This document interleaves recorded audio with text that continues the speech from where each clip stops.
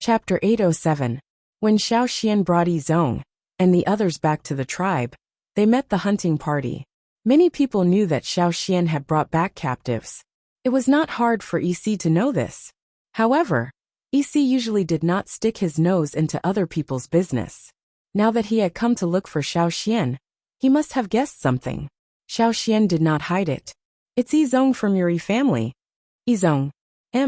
Yi Si did not look too surprised. He was more confused. He had already guessed the other party's identity from the descriptions of the hunting party. However, he was still puzzled when he heard Xiao Xian confirm it. It was possible that he was a peripheral member of the Yi family. However, based on Yi Si's understanding of Yi Zong, based on his understanding of the Yi family, most people from the main branch would rather die than become captives, especially from these tribesmen. This was what puzzled him. Who was Yi Zong? He was the most outstanding person in their generation.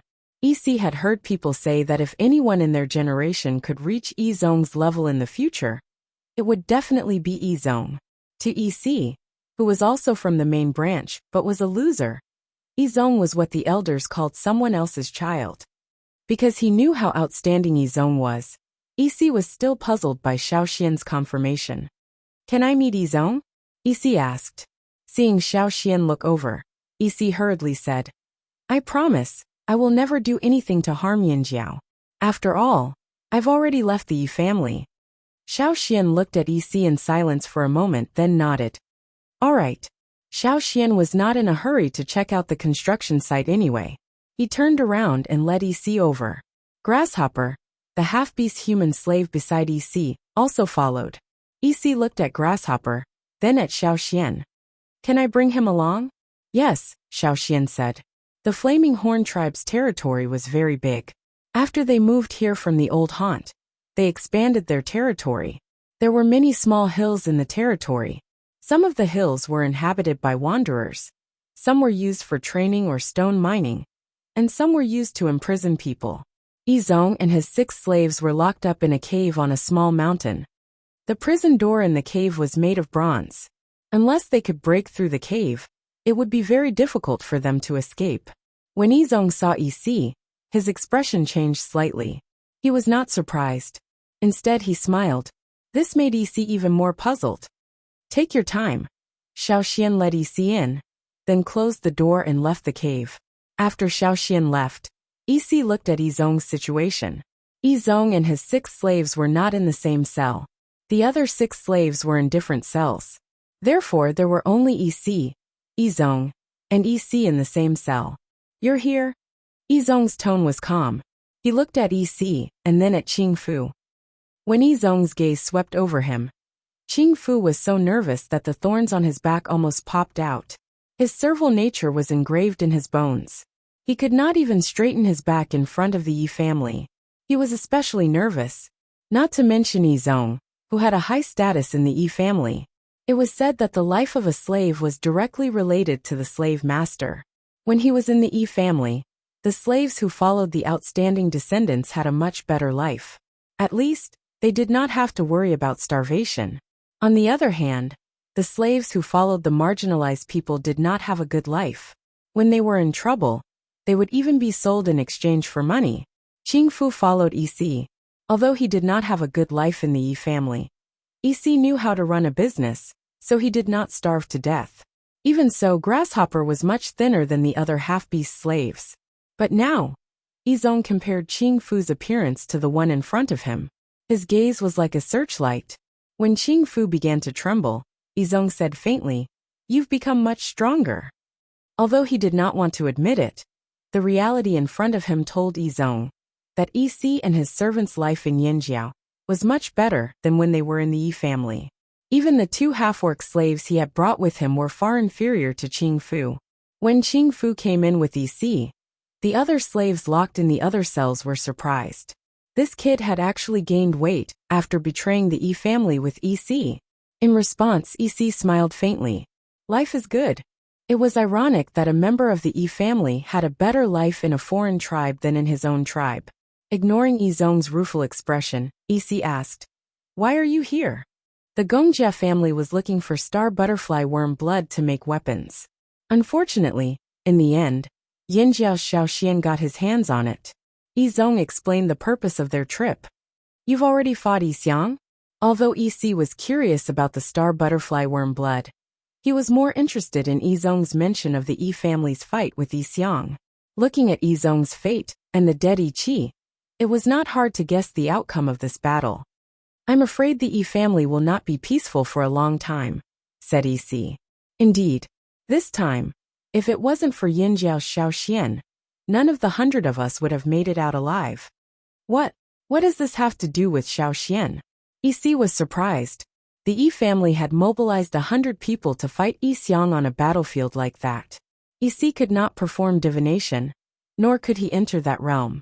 However, he knew that logically speaking, outsiders should not be able to interfere in the Yi family's battles. And yet, Yizong said that Shaoxian had indirectly saved them? That was unbelievable. How is that possible? Yi could predict many things, but what Yizong said was completely unexpected. He did not even think about it. Why not? Even the oracle left behind by our ancestors cracked. Yizong recounted how Shaoxian broke the boundary. The oracle left behind by our ancestors. Yi's mouth fell open, his expression saying, "Are you fucking kidding me?" Yi knew how powerful the tortoise shell was. Yet, such a powerful tortoise shell had been shattered by brute force. Yixiang and Yinjiao Shaoxian were both beyond his imagination. He knew that Shaoxian was powerful, but he had never placed Shaoxian on the same level as Yixiang. Yizong leaned against the wall, his expression sorrowful and melancholic. Yi even saw a hint of relief in Yizong's eyes. Yi was observant and very observant. That was why he could tell that Yizong's expression was not right. This made him even more confused. After a moment of silence, Yizong finally said, "The founder shaman seal." His voice was not loud, as if he was mumbling to himself. However, in this cave, the other slaves did not dare to breathe loudly. The surroundings were silent. Even Yi, with his poor hearing, could hear Yizong's words clearly. These words caused Yi's face to turn pale, and his heart to tremble in shock. The founder shaman seal? It's really the founder shaman seal. Are you sure? Yi felt as if there was a knife stuck in his throat. It was difficult for him to make a sound, and every word was trembling. Those who could be called ancestors could be traced back to a long, long time ago, when the human tribes were just formed. There was a group of people who were called ancestors. They were the ones who controlled the power of the fire seed. They were the ones who built the human tribes. It was also from them that humans began to break away from the bottom of the food chain. They multiplied and gradually developed to where they were today. There were countless versions of the legend of the ancestors. Every tribe claimed that they were the descendants of the ancestors. Otherwise, without the ancestors, where did the tribe's fire seed come from? However, in the Yi family's records, the real ancestors were not the first people who built the tribe, but the first people who controlled the fire seed. Many tribesmen believed that the people who built the tribe were the first to control the power of the fire seed. However, according to the Yi family's records, this was not the case. The ancestors came before them. The ancestors taught more people how to control the fire seed. Those who were taught later used the power of the fire seed to build the tribe. The ancestors might not even belong to any tribe. If the tribes were compared to the branches and leaves on a tree, then the ancestors would be the trunk, the only main trunk. The other branches would grow from the main trunk. In the Yi family's records, there was limited information that could be passed down. This was because the Yi family had many special ways of passing down information and preserved more of the history. In the limited records that were passed down, there was no mention of what the ancestors looked like, how many of them there were, or how they discovered and controlled the power of the fire seed. Among the preserved images, the most obvious one was the cross-shaped work pattern, which was also known by the Yi family as the ancestor witch seal. Legend had it that the appearance of the ancestor witch seal was accompanied by the appearance of witches. Therefore, the ancestor witch seal was a representation of the ancestor witch. Everyone who knew about the ancestor witch seal was in awe of that pattern. This was also why even Yixiang could not remain calm when he saw the ancestor witch seal appear where Shaoxian was. Just as Yi's heart was in turmoil, Izong asked again. Do you think the ancestor witch is still alive? This alive did not necessarily mean alive in the eyes of the Yi family. Even if the body did not exist, it was not completely dead. The Yi family acknowledged the existence of souls. According to the ancestors of the Yi family, it was difficult to live without souls. Birds, beasts, mountains, rocks, water, wood, as well as souls. Everything had a soul. But some were so strong that even ordinary people could not ignore them, such as fire crystals. Some were so weak that even people with sharp senses could not detect them. The bone-reading beasts were created by the Yi family using the power of souls. Isi understood what Izong was referring to, the ancestor which was too mysterious, and because it had been too long, no one knew the truth. Then, even if the ancestor witch's body was destroyed, would her soul still exist? Isi could not answer. That was beyond his ability to predict. After a moment of hesitation, Isi asked, Didn't you have a good talk with Xiaoxian? Good talk. Izong smiled bitterly. If he had known, he would not have been in such dire straits. When he thought about how he had followed the royal city's army to hunt down the Yinjiao tribe, Izong felt like he had lost decades of his lifespan. Then, he thought about how Yituan had wanted to use Xiaoxian as bait to sacrifice Xiaoxian so that they could escape. In the end, Xiaoxian had smashed their oracle. Although the outcome had been beneficial to both sides, Izong felt helpless every time he thought about it. The enmity had existed for a long time, so if he wanted to resolve it and make the Yinjiao agree to spare his life, he would have to sacrifice more. Without waiting for Izong's reply, Isi asked again, Is this why you were willing to come here as a captive? Izong smiled but did not speak. However, Isi had already guessed Izong's choice from his expression. If Xiaoxian had been an ordinary tribesman, Izong would have done the same. He would have dug a hole and buried himself.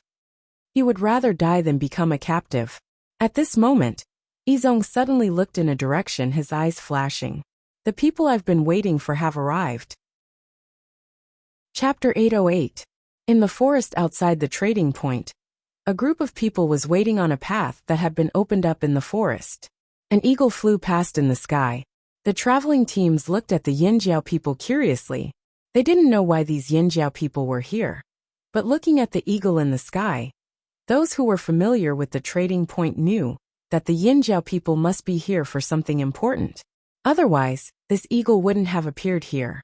The traveling teams were curious, but they didn't want to be implicated. If something really happened, and a fight broke out, they wouldn't even have time to cry if they were accidentally injured. Therefore, some of the teams only glanced in that direction a few times before taking a detour. Xiaoxian sat on the back of the eagle and looked in a direction in the distance. He'd heard the conversation between Isi and Izong in the cave that day. There hadn't been anyone else at the cave entrance at that time, so he'd moved the people who had been guarding the cave entrance away. Xiaoxian was very curious about the founder shaman seal that Izong had mentioned, because it hadn't been recorded in the Yinjiao ancestors' notes. Of course, it could also be that the Yinjiao tribe had been through multiple migrations, and the tools used to pass it down were limited, so it couldn't be passed down to this day. Xiaoxian's ability to come to this world clearly had something to do with the founder shaman seal. However, Xiaoxian still couldn't figure out why the founder shaman seal had appeared on him. Perhaps it was because of that stone, or perhaps it was because of something else. And now, he'd brought a team of Yinjiao warriors here to wait for the person that Izong had been waiting for all this time. After Izong had spoken to Isi that day, he'd told Xiaoxian that the person he'd been waiting for was coming.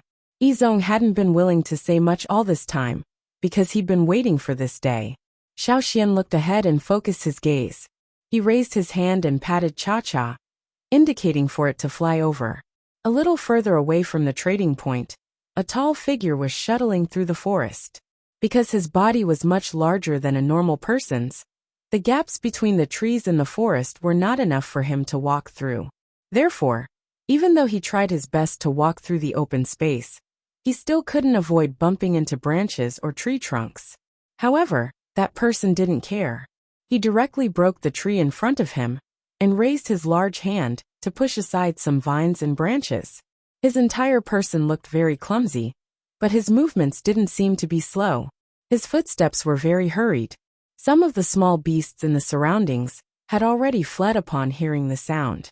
In the forest, there were many bloodstains on that person's greenish-gray skin.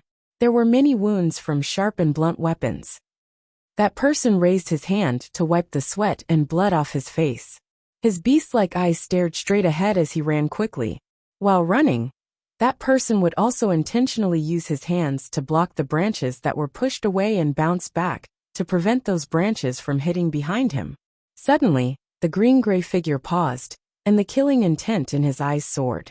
He raised his head and stared at the sky, one hand shielding his back. Whoosh! A giant eagle flew across the sky and circled above the forest. Then, a figure jumped down from above and landed on the grass not far from that person with a bang.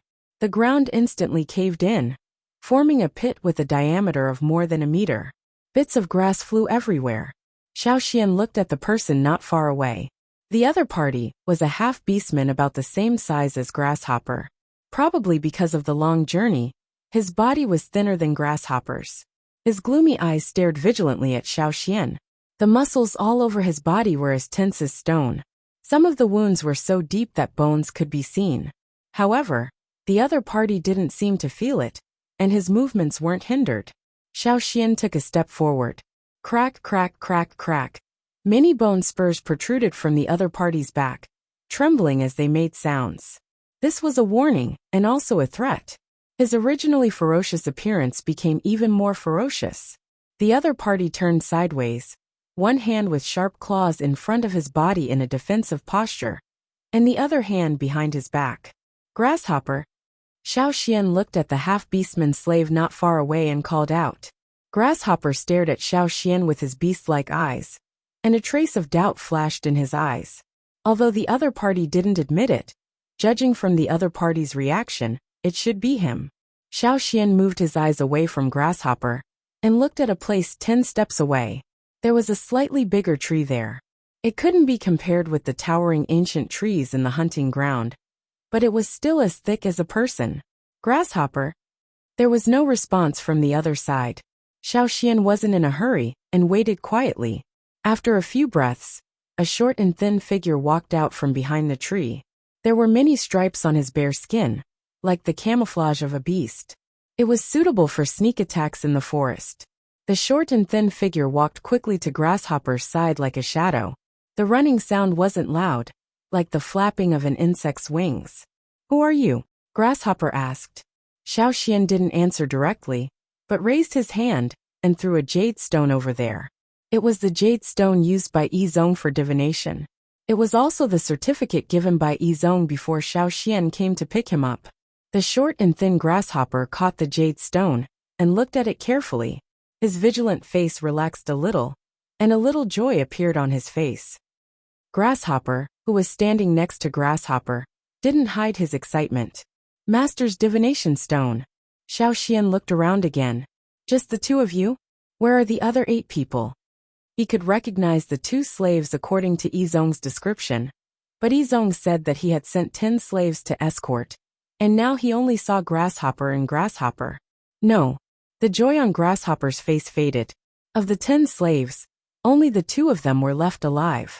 If they had waited a little longer, Grasshopper might not have survived. They had encountered too many dangers along the way. They didn't have the ability to predict good or bad luck like the Yi family, so it was naturally much more difficult. Even EC, who didn't know divination, could make judgments based on the environment. Therefore, although EC and Grasshopper were only master and servant, it was much easier for them than for Grasshopper and Grasshopper. Grasshopper and Grasshopper were complete strangers to this continent. They didn't understand the language, so it was even more difficult for them. Where's your little master? Xiaoxian looked at Grasshopper and asked. Grasshopper looked at Xiaoxian, and then at Grasshopper, but didn't move. He wasn't very smart. It was Grasshopper who made decisions between them. If they encountered an irresistible danger, Grasshopper and not Grasshopper would be the one to stay behind as a meat shield. If Grasshopper was alive, he could take the little master further away. But if Grasshopper was alive, he would probably be killed soon. This was also the reason why Grasshopper had more injuries. Greetings to the little master. Grasshopper didn't let down his guard against Xiao Xian. Xiao Xian didn't care. He could feel a life force behind Grasshopper. As long as he was sure the little master was alive, it was fine. Follow me. Xiao Xian turned and walked back to the tribe. Grasshopper looked at Grasshopper. Grasshopper followed him, so he also followed. On Grasshopper's back, there was something woven from vines. It looked like a shell. Inside the shell, there was a basket with a baby in it. It was Yizong's half-year-old son. It wasn't easy to bring a half-year-old baby from the royal city to here. Xiao Xian brought Grasshopper and Grasshopper to the cave, where Yizong was locked up.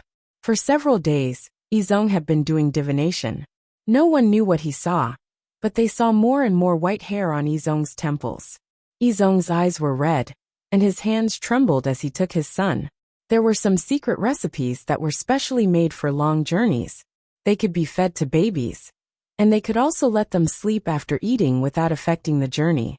Therefore, when they arrived in front of Yizong, the baby, who was protected by the slaves, was still sleeping peacefully. When Yizong left the Yi family, his son hadn't been born yet. However, before he left, he did a divination once. After discussing it with his wife, he made a few plans. If something happened to the Yi family, he would send the child away. The other members of the Yi family didn't know that Yizong, who had reached a bottleneck in his divination, actually did a divination before leaving the Yi family. Moreover, it was a very successful divination.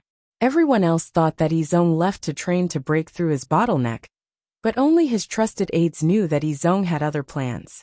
Now his baby son had been secretly sent away. As for the Yi family, Yizong's newborn son had disappeared during the Yi family's turmoil. However, Yizong hadn't decided where to send the child at the time. He only made the decision after the battle with Yi Xiang. He had been looking for the safest place to send his newborn son away from the Yi family's turmoil. After all, it was very difficult for such a young child to survive in the chaos of the Yi family. However, Yizong didn't expect that in the end, the safest place would be here. At first, Grasshopper and Grasshopper didn't know where to send their young master. They could only follow their master's instructions in their minds until they met Xiao Xian. This was also why Yizong had negotiated with Yanjiao to trade a life for a life. Yizong was the only one who had participated in the hunt back then. The child was innocent, but to many people, no matter who it was innocent. They had always insisted on eliminating the root of the problem. In order to make Yanjiao accept his son, Yizong had decided to use up his lifespan and almost all of his life's energy in advance to plan for Yanjiao's expansion. This was the greatest sincerity he could show to Yanjiao. This condition was hard for the higher-ups of the Yanjiao tribe to reject. Yanjiao's elders, chiefs, and shamans had all agreed to Yizong's conditions. As long as he didn't do anything that would harm Yanjiao's interests, they would allow Yizong's son to live on Yanjiao's territory. Yizong handed his son to Yi, who was standing next to him. Please. In Yanjiao's territory, the only person Yizong truly trusted was Yi. Even though Yi had left the Yi family, Yi was still a member of the Yi family, a member of the main branch of the Yi family. Yi reluctantly took over this burden. He felt that his life in the future would not be as carefree as it used to be.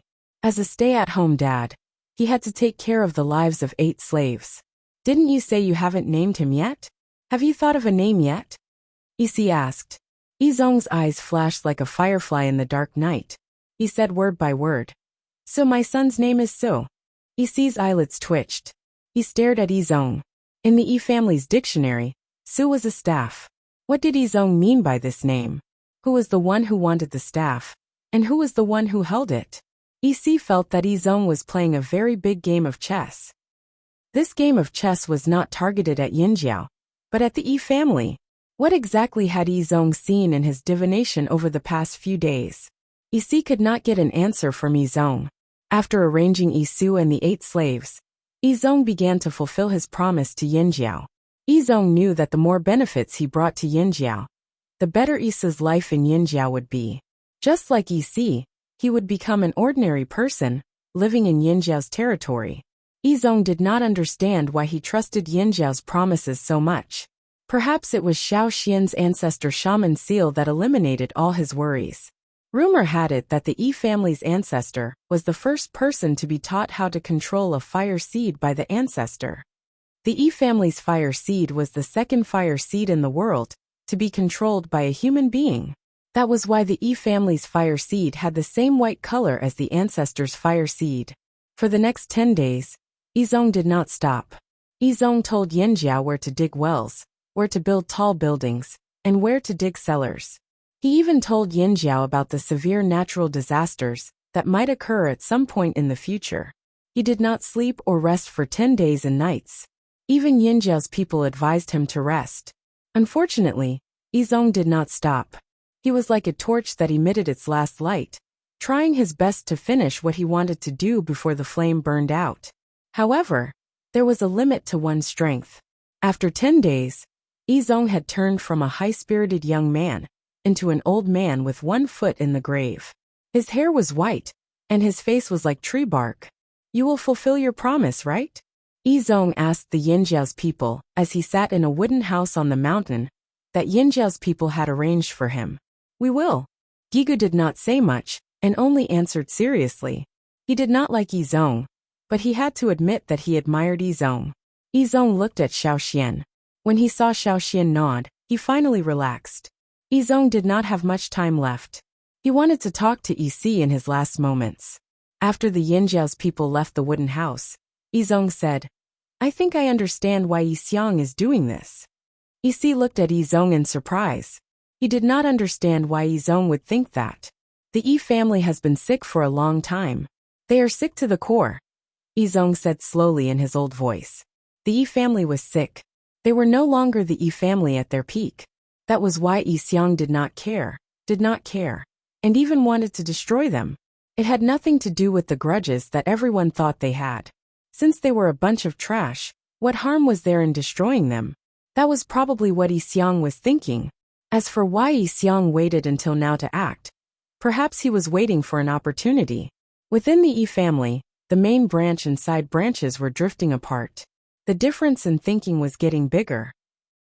This time, with the main branch severely damaged, the side branches would not let go of this opportunity.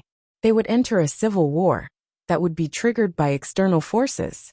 Before he left the Yi family, Yizong had divined that there would be a crisis. Even if Yizong was stuck at a bottleneck, he was still the most outstanding member of the Yi family in his generation. However, between returning to the Yi family to quell the civil war and helping Issa settle down, Yizong chose the latter. Ridiculous. Pathetic. Yizong did not expect that the safest place he found, the last escape route, would be the Yanjiao tribe that the Yi family had always looked down on. The Yi family, who had always been known for their good eyesight, was actually so blind. The Yi family did not know when it started, but they had been blinded by vanity. They had become blind. For petty profits, they had used the skills passed down by their ancestors to make cheap schemes. Yi, who did not have the ability to perform divination, was actually the smartest person in the Yi family. He was the first to avoid the storm. When the storm formed, he had already left and found the safest place. Blind. How blind? When our ancestors divined the world, did they predict the Yi family's current situation? I know that there can be no construction without destruction. The Yi family needs a new beginning. The current Yi family was like an old house that had been in disrepair for a long time. It could not withstand the wind and rain, and could collapse at any time. Instead of spending time repairing it bit by bit, it was better to tear it down and rebuild it. Yizong raised his withered fingers and held Issa's small white hand.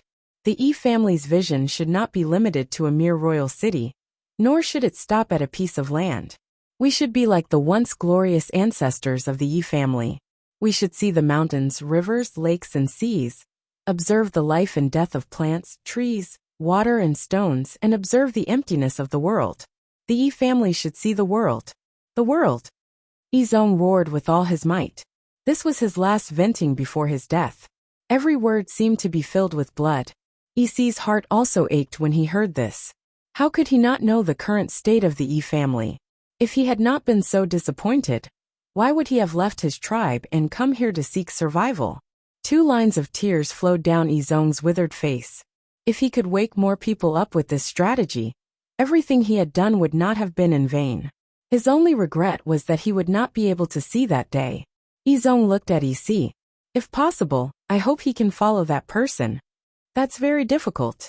Isi understood that Izong wanted Isi to follow Xiaoxian. Just like in the Yi family's records, the Yi family's ancestors were the first to follow and control the fire seed. The person closest to the ancestors would always be the one who benefited the most.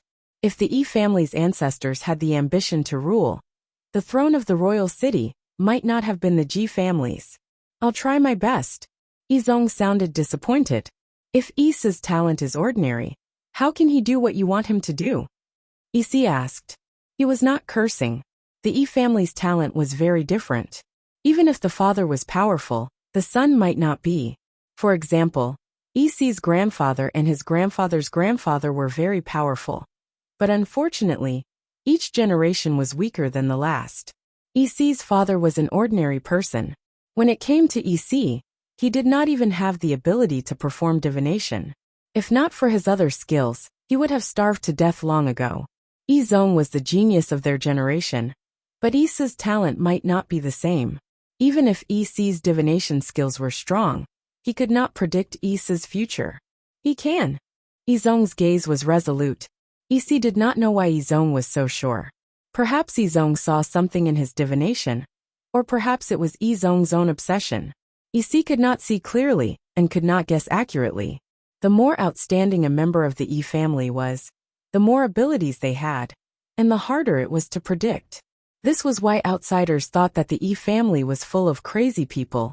When they looked at the Yi family, Izong did not say anything else. He pulled his bony fingers out of Isa's small white hands and staggered to the door of the wooden house. He rejected Jue and Gray Horse's help and leaned against the door frame to sit down. He looked at Xiaoxian standing not far away. He saw the figure behind Xiaoxian. It was the white figure that appeared with the founder shaman seal during the battle with Yi Xiang. Izong smiled and closed his eyes. In the distance, the sun set and tired birds returned to their nests. Chapter 809. Izong's funeral was handled by Isi, and Yinjiao didn't interfere.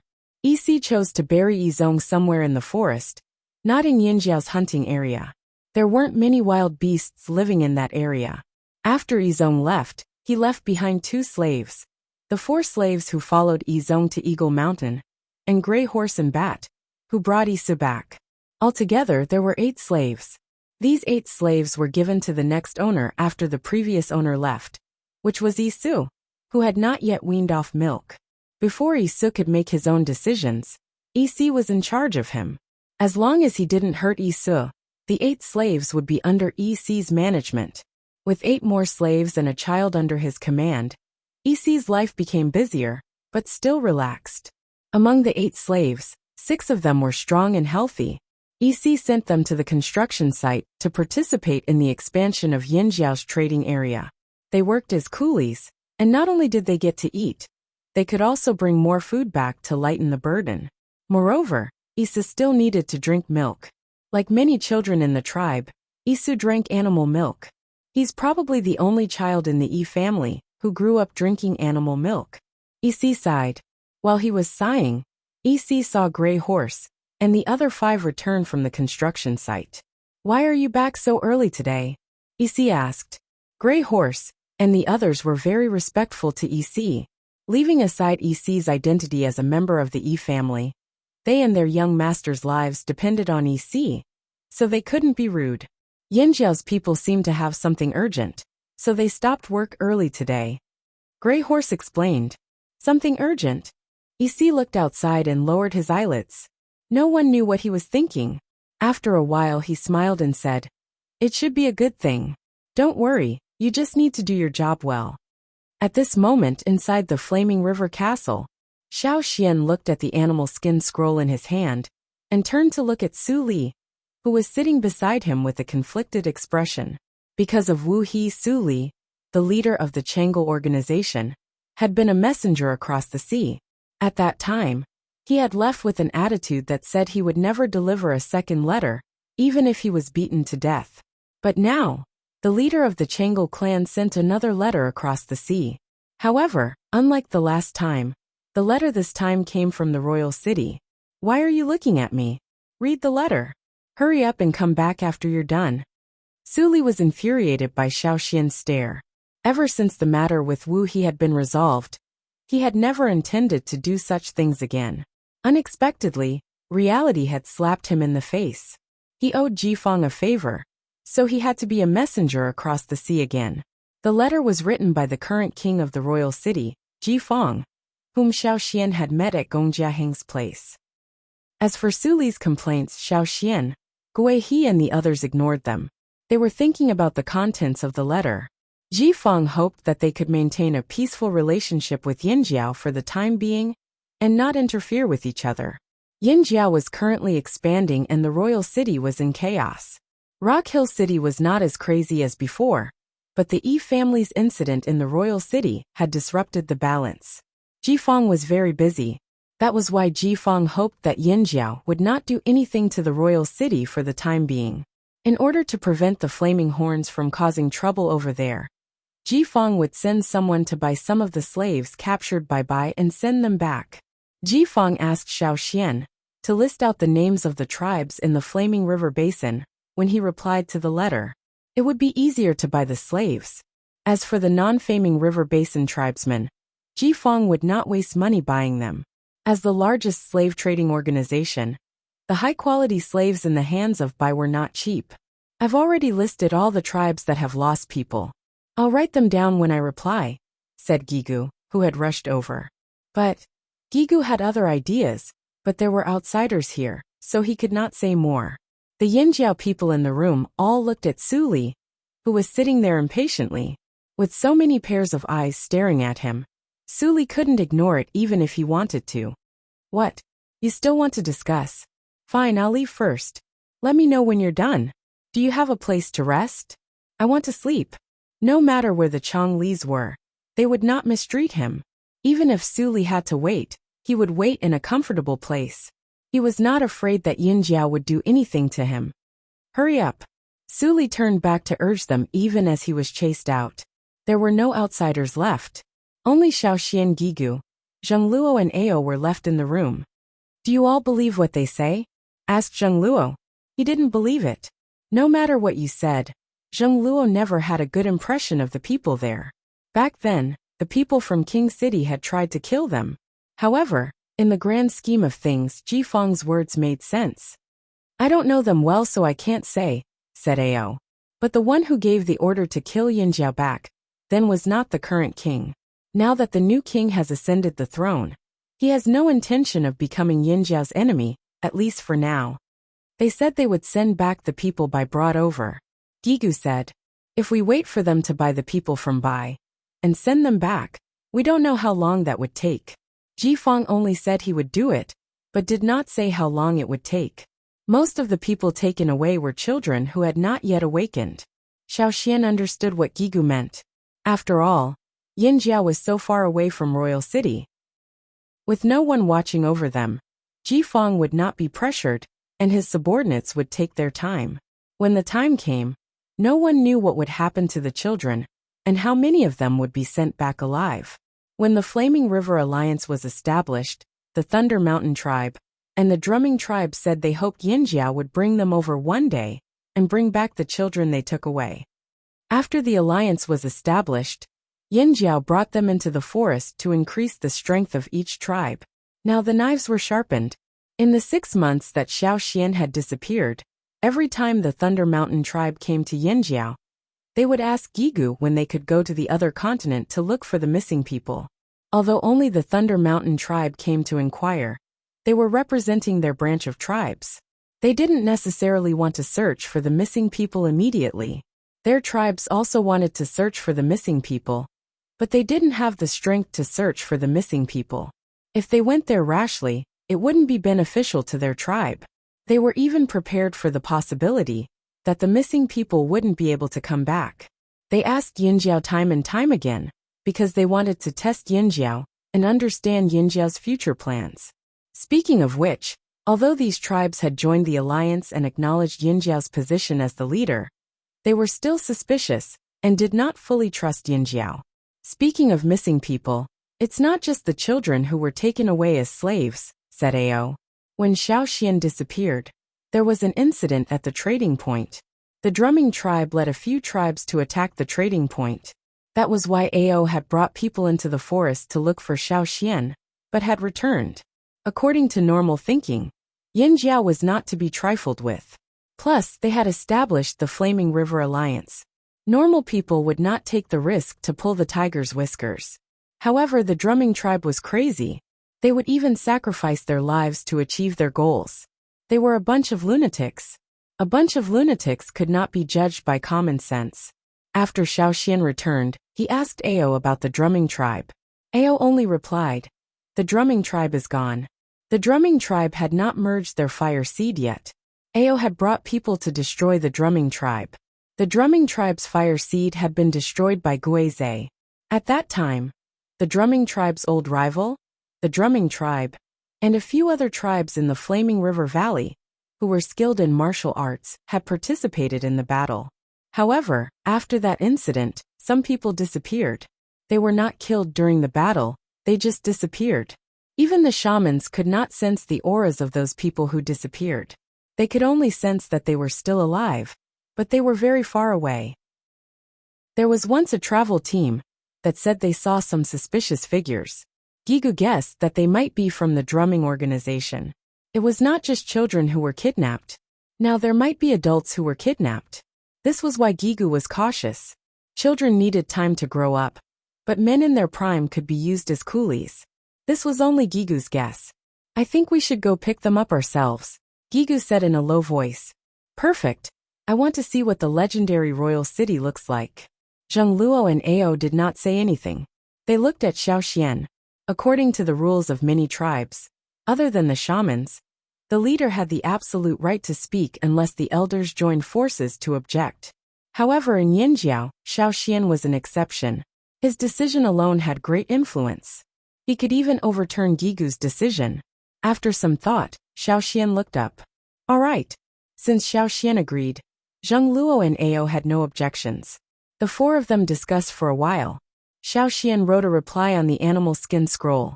As he wrote, Xiao Xian said, "This new king is very clear about Yinjiao's movements. Indeed, looks like the royal city has been keeping an eye on Yinjiao. They can even guess what Yinjiao is thinking." Gigu was already on guard when he saw Ji Fang's letter. Although many things were not confidential, he had a feeling that Ji Fang had spies here. Zheng Luo also decided to call the patrol leaders of the trading point over and give them a few instructions to check if there were any suspicious people nearby. They also had to check the people in the trading point. In the future, they would have to check more carefully on teams that came from afar. After the discussion, Xiao Xian called someone to call Su Li over. He wrote a reply and handed it over. "Bring this to Ji Fang. Tell him that we will personally pick up our people. I hope that by the time we arrive, we will already see that the people who were stolen are safe." Xiao Xian emphasized the second half of the sentence, especially the words stolen and safe. Su Li was still sleepy and angry at being interrupted, but when he heard Xiao Xian's words, he immediately perked up. There was a good show to watch. He had to go back and tell the other Chang Lis to get ready to go to Royal City. After Su Li left, Gigu ordered, "Notify all the branch tribes that we have a mission." Ever since Xiao Xian divided the tribes that joined the Flaming River Alliance into different regions, according to the branches of the Flaming River, it became more efficient to notify them. Every branch had a leader. As long as the news reached them, they would naturally use the fastest method to notify the other tribes in their respective branches. There was no need for the Yinjiao tribes to send people to notify them. Chapter 8:10. About 10 people had gathered in the courtyard outside the forging room. Gong Jiaren walked out of the forging room with a gleaming knife in his hand. The gleam was not the reflection of metal on other weapons, but a chilling, dangerous feeling that struck fear into the depths of one's heart. The blade had yet to be seen, but it felt like a snowy peak. Gong Jiaren was half naked, his body drenched in sweat. Due to the high temperature in the workshop, it was normal for people to be drenched in sweat. However, Gong Jiaren, and the other Gongjia family members who walked out of the workshop felt a burning sensation in their hearts. It was as if they were experiencing a combination of fire and ice. Their faces were flushed from the excitement of this newly forged knife, yet they were drenched in cold sweat. It was a contradictory feeling. They could still remember the chilliness of forging in the forging room. Every time they breathed, the hot air that entered their lungs would suddenly cool down in the next moment. After leaving the forging room, every muscle on their bodies was still trembling. They were exhausted and trembling, recalling the changes in the knife after each strike, and the way it was now. The Gongjia family members were filled with endless emotions. They ignored the exhaustion in their bodies. This was the best metal weapon they had ever forged. Before the knife was completed, they had already judged it based on their professional intuition. It was different from the rest. The new bronze weapon was made from refined copper, or in green-faced fanged beast blood. This knife was made from crystal core, and the blood of the star butterfly larvae, during their metamorphosis. Before this, the Gongjia family members had made many attempts. In the beginning, they followed the new bronze method to forge the knife. Due to the limited amount of insect blood, they had to conserve as much as possible during each experiment and adjustment of the ratio. Now they had finally found the most suitable combination and ratio. The knife made from the star butterfly larvae's blood, and the gold ore in the crystal core was much better than the one made from copper ore. Why were the Gongjia family members so excited? Because even the Gongjia family ancestor, who discovered the star butterfly larvae's blood, only used copper or an insect blood to forge a weapon. However, the knife in their hands was made from insect blood and crystal core. A gust of wind blew past, and the blade seemed to emit a murderous hum, causing goosebumps to appear on the necks of the people in the courtyard. It was as if a cold wind with snowflakes had brushed past them, and they could not help but shrink their necks. Gongjia Ren took a deep breath and walked towards the Yinjiao family members in the courtyard, holding the knife with both hands. He handed the knife to Xiaoxian. "Let's test it." Gongjia Ren's eyes shone with anticipation. Xiaoxian looked at the knife in his hand. The Gongjia family members had made this knife based on his previous one. However, it was wider by a finger, almost the width of an adult warrior's palm. The blade was silvery white with no other patterns. It was very heavy, much heavier than Xiaoxian's previous one made from crystal core. It was not suitable for other tribes, but for the Yinjiao people, it was a good weight and suitable for hunting. When he turned the blade, the sunlight reflected off the blade, causing the people who gathered around to squint their eyes. Usually they would start with an intermediate stone, but this time, Gongjia Ren tossed out a superior stone. A blinding flash of light followed by a crisp sound. Gongjia Ren's rock was split into two. The cut was smooth, and there was no delay in the breaking of the rock. The blade did not bend at all. Everyone who saw this scene couldn't help but hold their breaths. Then they were filled with intense joy. "Nice! Nice knife. Xiaoxian, can we use the same method you used in the desert?" asked Gigu. Xiaoxian had used his blood to ignite the knife in the desert. It was very effective against the puppets.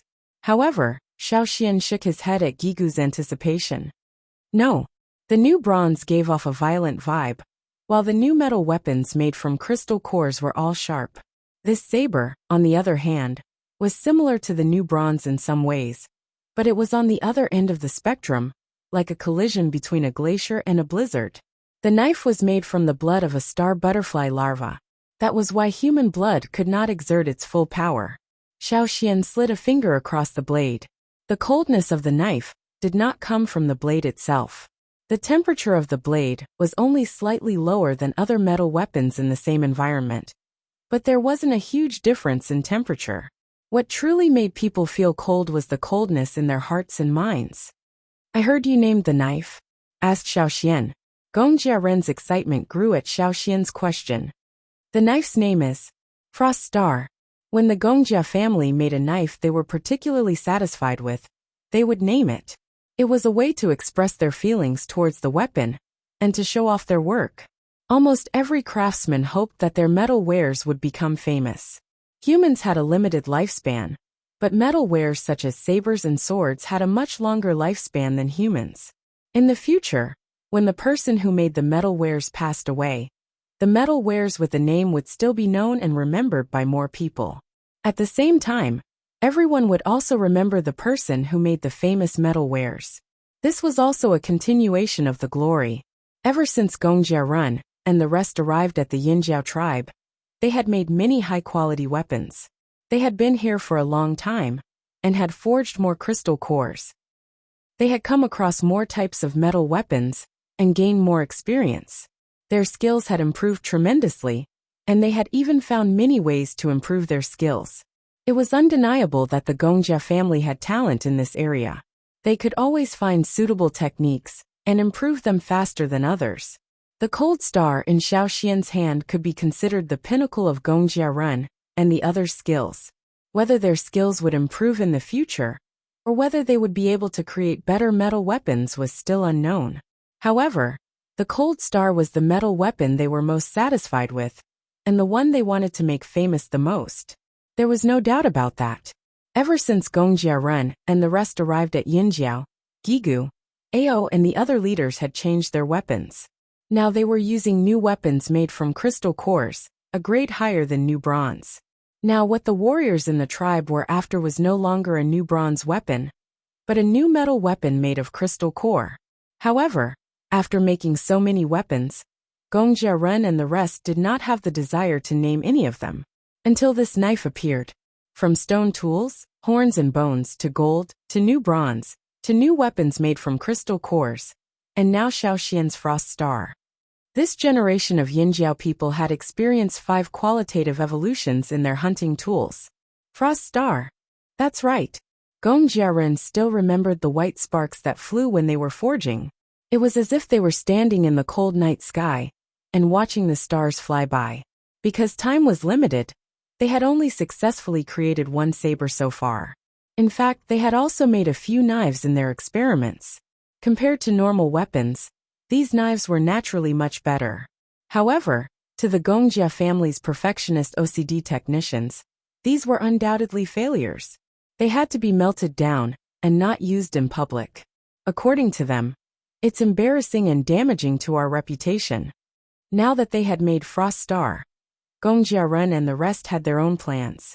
They knew Xiao Xian was going to the royal city, and there were many Gongjia craftsmen in the royal city. What would happen if their Frost Star met the craftsmen's famous weapons? They had been forced to leave the Gongjia family. Perhaps in the Gongjia family's eyes, they were no longer important people worth mentioning. They were people who had been abandoned. They wondered how the Gongjia family members would react when they saw Frost Star. Gongjia Run was filled with anticipation. If possible, they wanted to follow them to the royal city to witness it with their own eyes. Unfortunately, they could not go. They could not go to the royal city. If they went, they might never return. They were very satisfied with their lives in Yinjiao and were prepared to spend the rest of their lives here. Gongjia Run sighed as he looked at the cloud patterns on the handle of Frost Star in Xiao Xian's hand. It was good that they did not go. When the Yinjiao people returned from the royal city, they would naturally tell them. They were confident in Frost Star, but they were not the best craftsmen in the Gongjia family. When they thought of the Gongjia family full of talents, they were still a little nervous. At this moment, a sharp bird call came from the sky. It was Gigu's snow falcon. They're here. After Gigu's announcement, the tribes that had lost people in the past began to move. The snow falcon's call was to tell them that the tribes had arrived. Because the royal city was far away, and it was inconvenient to travel by sea, there would be a limit to the number of people they could bring. It was impossible to bring all the tribesmen. In Guihe's notice, he said that the tribes would select their people to follow the Flaming Horn tribe when the time came. Tribes that worshipped martial arts and were physically stronger and more adaptable to new environments would have more people following them.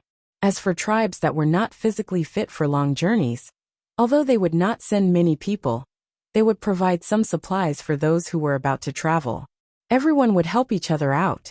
How are things on the longboat? Asked Xiao Xian. Because they had decided to cross the sea, Xiao Xian had contacted the longboat tribe. Now that the longboat tribe's path to sea domination was getting better and better, the sea route had been established. If Yinjiao wanted to cross the sea, It would be most convenient for them to find the Longboat tribe. After learning that Yin Jiao was heading to the royal city, the Longboat tribe also decided to go with them. They would be sailing with 3 new ships this time. The letter just arrived this morning.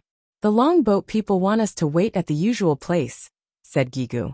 This was not the first time they had worked together, so one sentence was enough to know what they were planning. Chapter 8:11. The number of people Yin Jiao brought this time was much more than the last time they met the Taihe tribe. After deciding to go to the royal city again, Gigu picked 1,000 people from the tribe to go with them this time. Ever since he became the chief, he rarely went on long trips. After all, he was busy in Yinjiao and Xiaoxian took care of other important matters. He didn't have a chance to do anything. Now he could finally go on a long trip. Other than Gigu, Ao and Tao were going with Xiaoxian. As for Duokong and Zheng Luo, they stayed behind to guard Yinjiao. Zheng Luo and Duokong were from the other side of the continent. Even if they weren't familiar with the royal city, they had seen other cities. Ao and Tao were different. They grew up here and only knew about the other side of the sea from other people. They only had a vague idea of the place and had always wanted to go and see it for themselves. This time was perfect. There were 1,000 people from Yinjiao and another 1,000 from other tribes. Gigu sent out a notice to invite the tribes who had lost people to come over. He also emphasized that there would be great risks. However, many of the tribes who came over this time didn't have any cases of missing people. Some even volunteered to go with them. Xiaoxian even saw the more timid Ji tribesmen. You lost people too? Xiaoxian asked. The chief of the drumming tribe, Abuli, nodded vigorously. Yes, we've embarrassed ourselves. What did he say? How many are missing? Are they children or adults? Abuli thought for a moment, his eyes flashing. My lord, the adults lost. Xiaoxian looked at the other 4 Ji tribesmen beside Abuli. When they met Xiaoxian's gaze, the 4 Ji tribesmen hurriedly looked down at their toes. The toes on their big feet kept digging into the ground. They looked very nervous. They probably didn't know how to lie with their chief. Xiaoxian understood that Abuli was trying to find an excuse to follow him on this journey.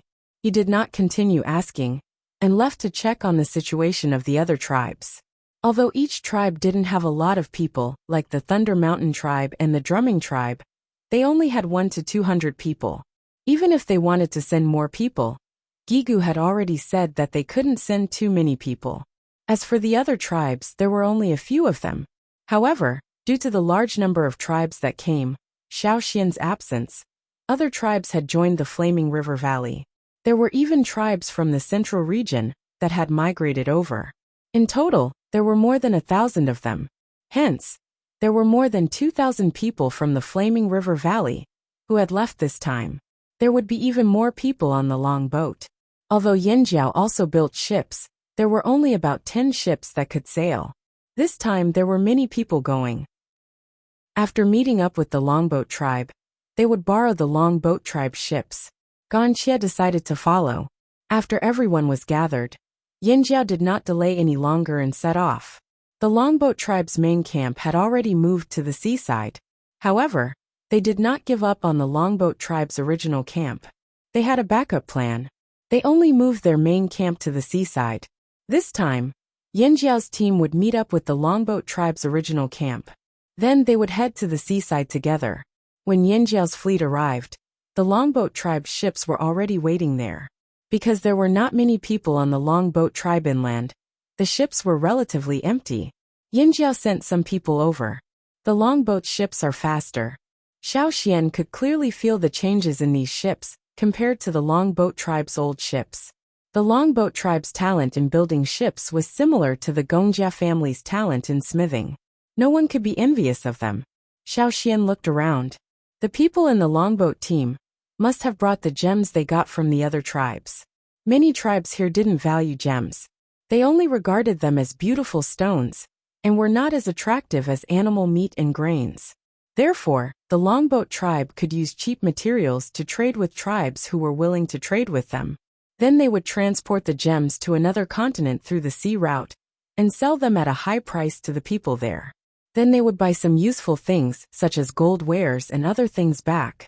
The longboat tribe's impression of the slave masters was that they were stupid but rich. Since the sea route was established, the longboat tribe had made a lot of money. Back then, after the major tribes in the central region merged with their fire seeds, they all changed. Now the richest tribe was the longboat tribe. The fleet followed the familiar inland waterway, passing through the grasslands until they reached the seaside. Because the longboat fleet came and went often, the tribesmen who lived along the waterway were shocked at first. Then they ate and slept peacefully. However, this time, there were too many ships and people. It was obvious that this was a fleet made up of more than one tribe. That was why more people were looking at them. Faced with the curious gazes of the people along the shore, the people in the fleet, who were traveling for the first time, had mixed feelings. Of course, most of them were excited. Those who were chosen were not ordinary people. The longboat's new base was located on the coast. There were many mountains near the coast, so the longboat tribe did not build many houses here. Instead, they chose to dig caves. The last time Xiao Xian came, he could still see some houses, and there were not many caves in the mountains. This time, there were fewer wooden houses and stone houses. However, there was a mountain that was almost hollowed out by them. There were many caves and passages in the mountain. Along the way, Xiao Xian heard from a few warriors on the long boat that they lived on the coast and preferred to live in caves because there were frequent storms. The wind was too strong. Even if the stone houses could withstand one storm, no one could be sure how many times they could withstand it. However, if they lived in caves, they did not have to worry so much. When the storm came, they would sail the ships back to the shelter behind the mountains and tie them up. Then they would go into the caves and block the entrance. There were many ventilation holes in the mountains, so they did not have to worry about suffocation. Only the longboat people were familiar with the structure of the mountains. The terrain of the mountains was easy to defend and difficult to attack. The longboat tribe was very satisfied with this place. Otherwise, they would not have moved their base here so quickly. When the fleet arrived at the seaside port, Xiao Xian saw a few people on the longboat not far away. They were chatting and laughing with something in their hands. A fish about half an arm long jumped out of the water. One of the warriors on the longboat caught the fish firmly in his hand. With his other hand, he took out a dagger and cut open the fish's belly. He took out the organs and washed it with seawater. Then, he ate the fish that was still wagging its tail. From time to time, he would spit out a few scales and continue chatting. Looking at this series of actions, these people were already used to this kind of life. Ha ha ha, long time no see Yinjiao people. The chief of the longboat tribe, Mu Fa, laughed as he came over. Because they were often exposed to the wind and the sun, the people of the longboat tribe were tanned and stronger than before. Even though they looked thin and weak, the people of the longboat tribe gave people a sense of explosive strength. Their eyes were sharp. It was not that they were against the Yinjiao people, but the many things they had experienced during the voyage had imperceptibly given them this kind of gaze. They exuded a fierce aura from head to toe. They were not inferior to the Yinjiao people, who were used to hunting dire beasts. The longboat tribe today was completely different from the longboat people in Gigu's memory a few years ago. When the two were put together, no one would have thought that they were actually the same tribe.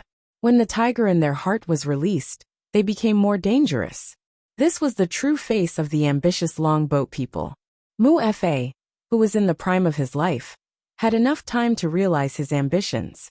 He had already become the leader that generations of longboat people looked forward to. He had left a thick mark in the history of the longboat tribe.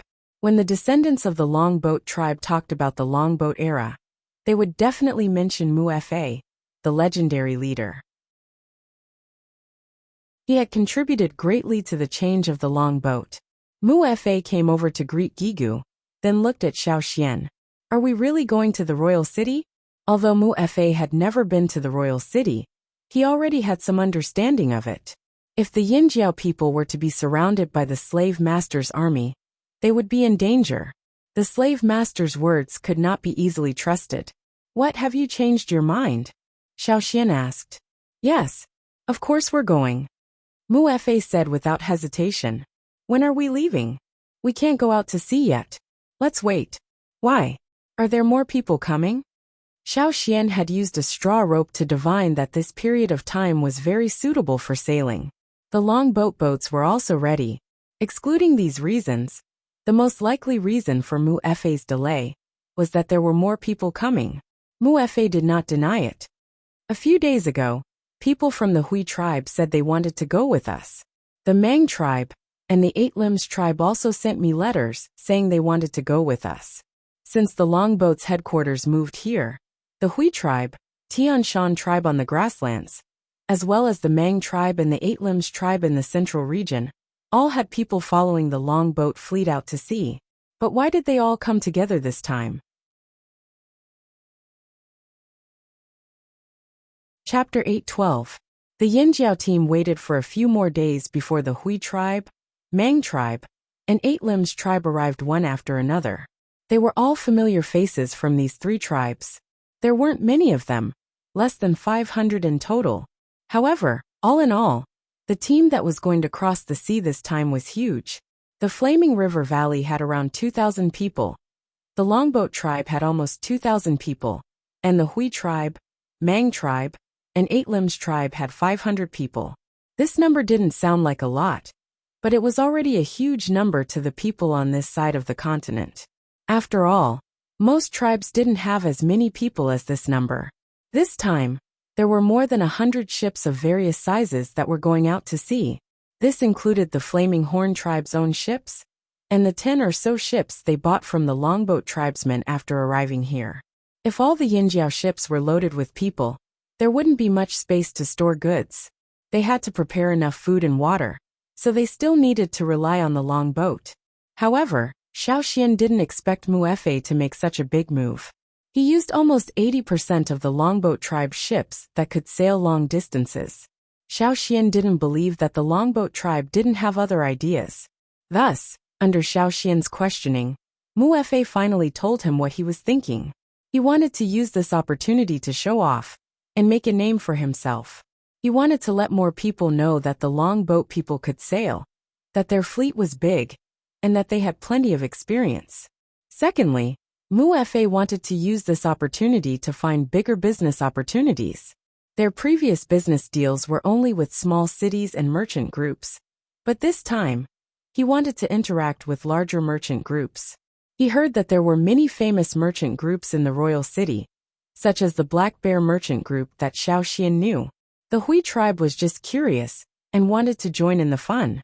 The Mang tribe wanted to observe the cultural development of the slave masters from a close distance and interact with them. The Eight Limbs tribe wanted to see if the royal city's silk products were better than theirs. They wanted to learn from them and improve their own silk weaving techniques.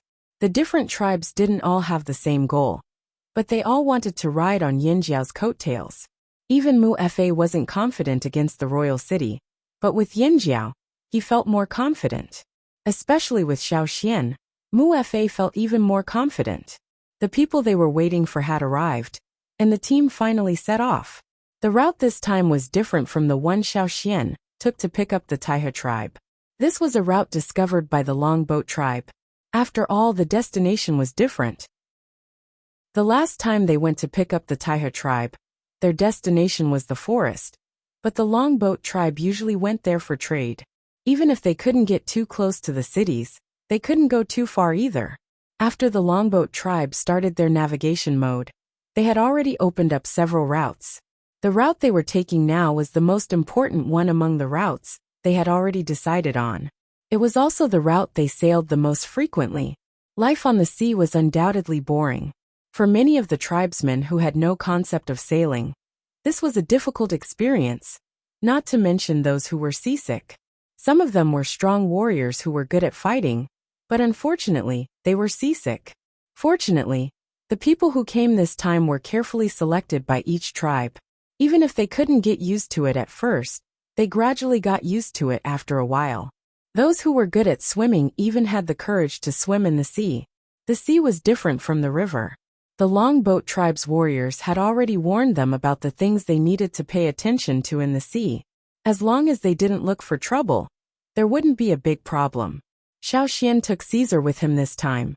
When they set off from the tribe, because there were limited boats and many people, Caesar had to follow the boat on land.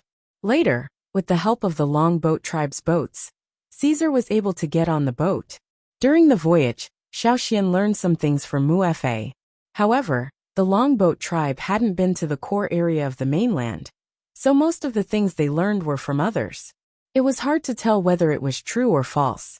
With the improvement of the boats and adaptation to life on the sea, the longboat tribe's sailing time was much shorter than Xiaoxian expected. When they saw the land, many people in the fleet felt as if they were alive again. "That's our longboat's important stronghold here," Mufe said to Xiaoxian, as he put away the monocular and pointed to the front. The monocular in Mufe's hand was given to him by Xiaoxian. Mufe also had people copy it, but the final product was far inferior to the one given by Xiaoxian. Therefore, Mufe always carried this monocular with him. This thing provided a lot of convenience for their voyage. Xiaoxian looked at the land that appeared in the distance.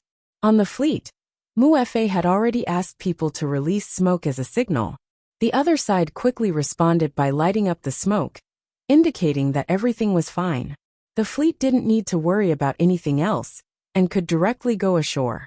For this stronghold, the longboat tribe had spent a lot of effort.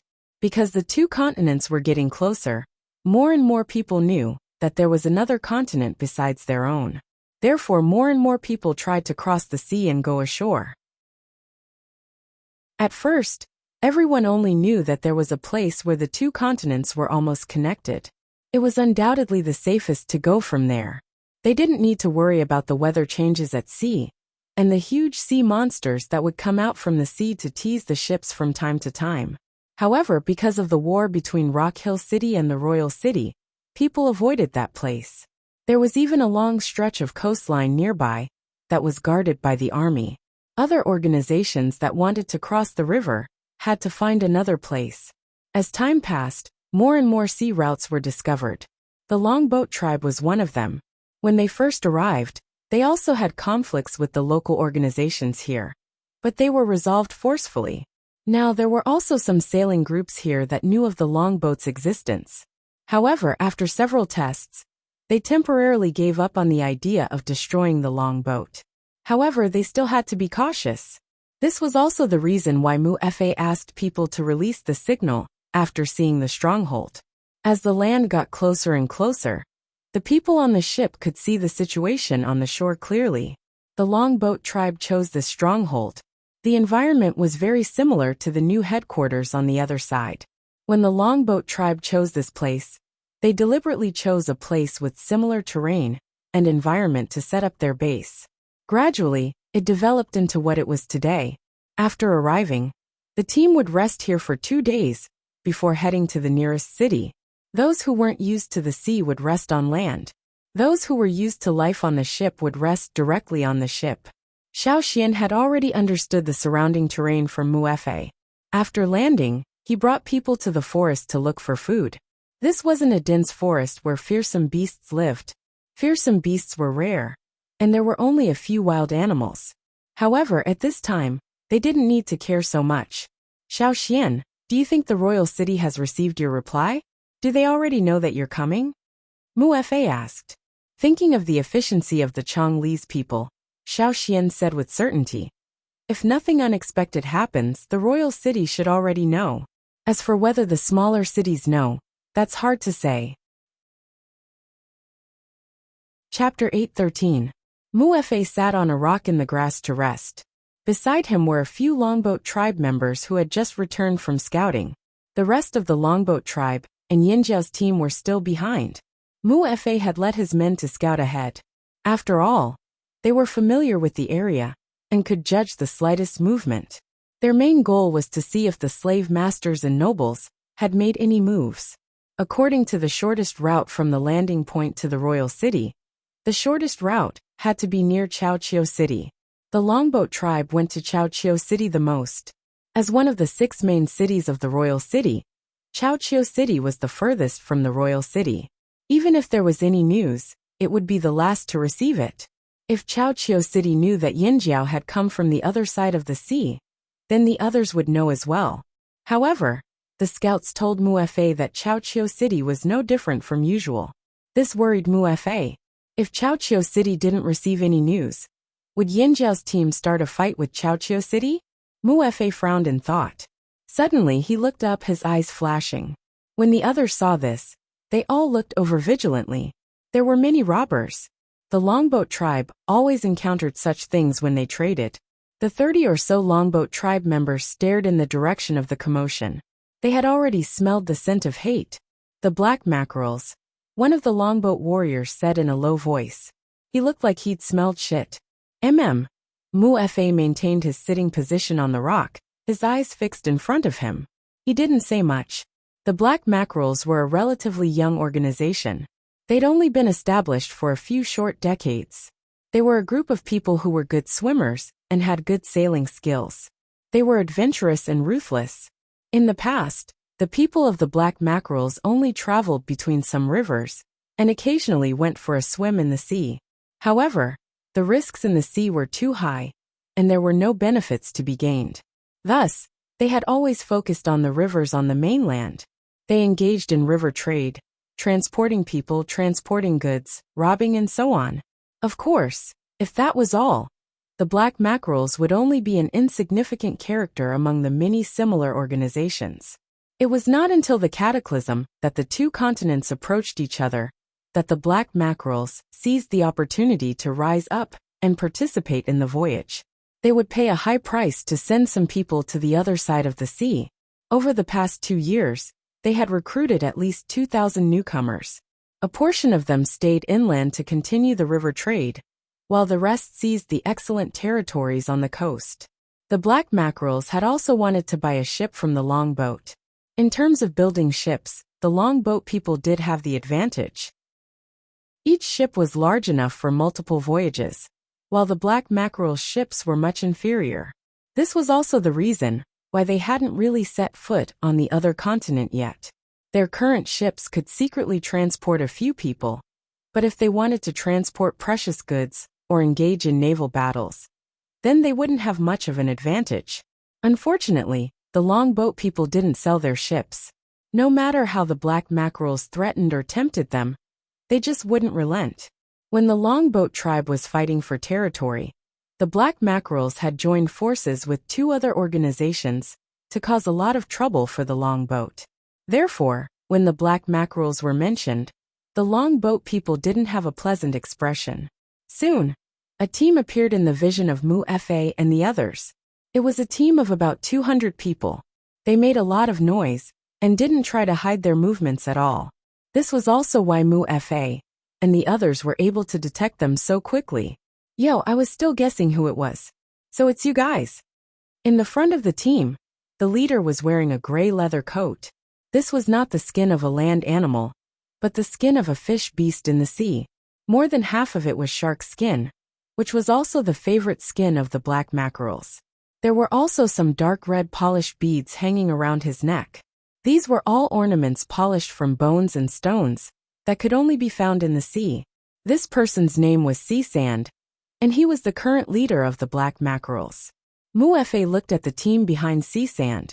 There were 5 bowhorn giant bulls pulling wooden carts. The carts were filled with goods.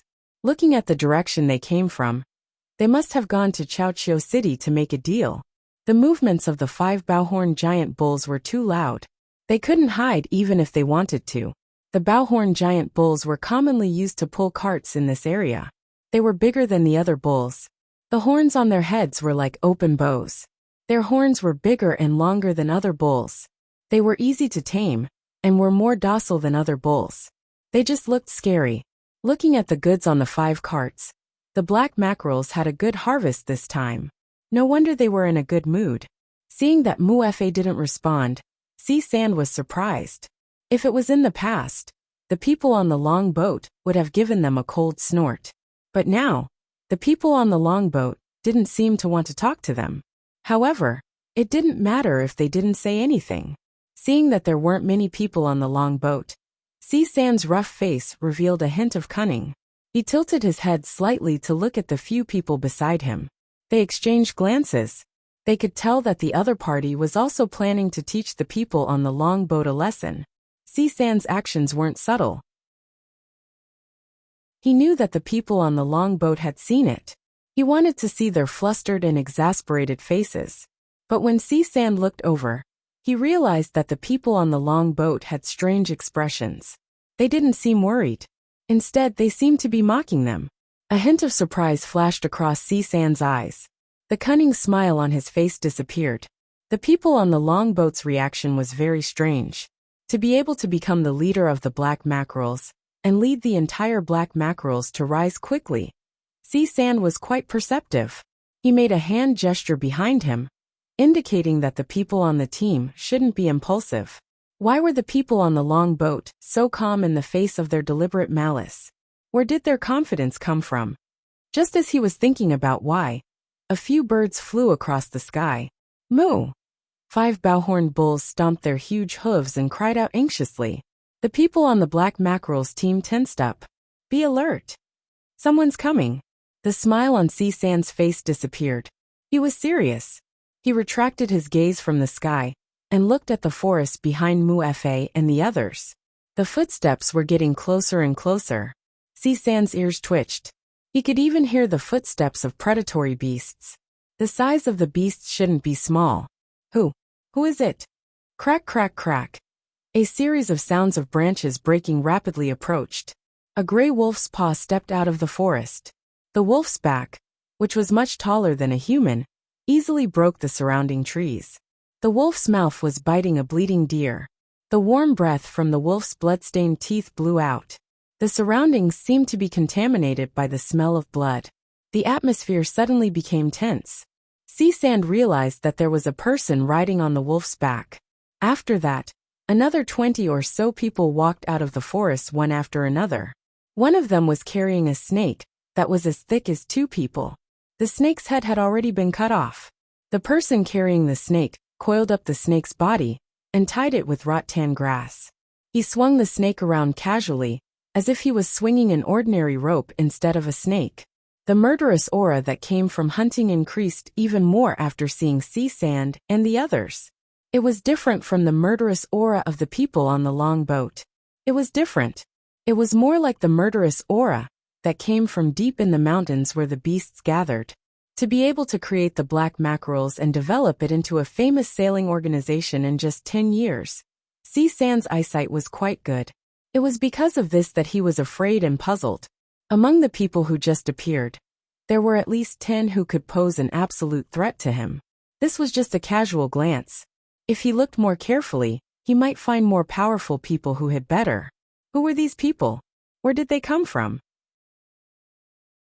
What was their relationship with the people on the long boat? The more he thought about it, the stranger it felt. C-Sand's pupils shrank and his eyelids twitched. Whether it was the wolf that appeared or these people, they all made him feel dangerous. What made him even more nervous was the sound of approaching footsteps in the distance. There were many people, thousands of them. Xiaoxian rode on Caesar's back. He glanced at C-Sand and the others, then looked at Mu-Fa who was sitting on a rock. He asked, "Trouble?" C-Sand suddenly stared at Mu-Fa.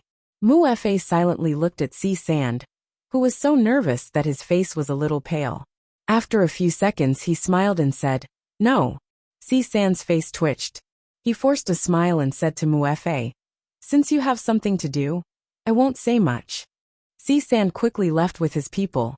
He even changed their original route and took a long detour. Mu-Fa watched them leave. Actually, it wasn't that he didn't want to use this opportunity to attack C-Sand, but if they attacked the black mackerels this time, the black mackerels would definitely attack the longboat's stronghold while they were away. The black mackerels were very vengeful. According to Mu-Fa's understanding of the black mackerels, if he let them go this time, C-Sand would definitely not use this opportunity to cause trouble for the longboat's stronghold. Although he didn't like C-Sand, C-Sand's way of doing things still had a bit of redeeming qualities. Mu-Fa believed that C-Sand, who left in a hurry, understood the meaning of his last look. At the same time, Mu-Fa secretly let out a sigh of relief. Sure enough, coming with Yanjiao this time was the right decision. The longboat wasn't without help. They could still find help. At least for now, they had a mutually beneficial relationship with Yanjiao. On the other side, C-Sand ran far away with his people. After confirming that no one was chasing them, he let out a heavy sigh of relief. He was unwilling to give up, but also thankful. Thankful that he didn't attack just now. Boss, who are those people? Someone beside C-Sand asked. How would I know? C-Sand said angrily. They're definitely not from the long boat. I've never seen them before. Could it be that a tribe is migrating? Someone guessed. In the past 2 years, there had been many tribes migrating far away from the city. It was no wonder that he was so suspicious. No, they're not migrating. A figure floated down like a leaf and stood in front of C-Sand. This was the person that C-Sand had sent out to scout the situation. What's going on? C-Sand asked. The person didn't keep him in suspense and said, migrating would definitely have old, weak, sick, and disabled people. But there's no such person in this group. No matter if it's a man or a woman, they're all very healthy and strong. Even those who look thin and weak give me a very dangerous feeling. When he thought of the young man with red patterns on his eyelids smiling at him, he only felt goosebumps all over his body. The feeling of danger flashed by, but fortunately, that person didn't attack him. How many people are there over there? C-Sand asked again. A lot. About 4,000 or 5,000. The 200 people, including C-Sand, all gasped when they heard this. Then, where did those people come from? What's their purpose? Someone felt a sense of crisis and asked. C-Sand narrowed his eyes and looked in the direction of the sea. Could it be the tribesmen from the other side of the sea? How's that possible? Someone exclaimed. However, thinking of the longboat people's boats, this guess wasn't impossible. But I think those people are different from the rumors. The person who came back from scouting was puzzled. Rumors? C-Sand sneered. Rumors can't be trusted. When he first met the longboat tribe, it wasn't that C-Sand didn't suspect the rumors he heard, but too many people said the same thing. Moreover, only people from this side of the sea went over, very few people from the other side came over. When they were transporting people, they didn't find anything near the coast that attracted them. Over time, C-Sand had the same opinion as the others. He thought that most of the people over there were barbarians who didn't have enough to eat, used animal bones and horns as tools, and had never seen metal before. The longboat tribe's strength was just a special case. However, now he knew that those rumors were all fucking fake. Special case? There were so many special cases. Yes, there might be a lot of barbarians who didn't even have enough food, but they definitely didn't make up the majority of the population like the rumors said. Even if they did, they were a group of dangerous barbarians. Perhaps the reason why the people who crossed the sea from the other side of the sea didn't come back was not because they found a new paradise, but because they died. The people who came back from scouting were still thinking about the scene they saw. Those people seemed to be doing well, whether it was their clothes, the dazzling gems they wore, or the tools they used. After a moment of silence, C-Sand said, Don't touch the longboat's territory for now. Tell your people to keep a distance from them, and watch from afar. Don't step into the longboat's territory. Also, keep an eye on Chaoqiao City.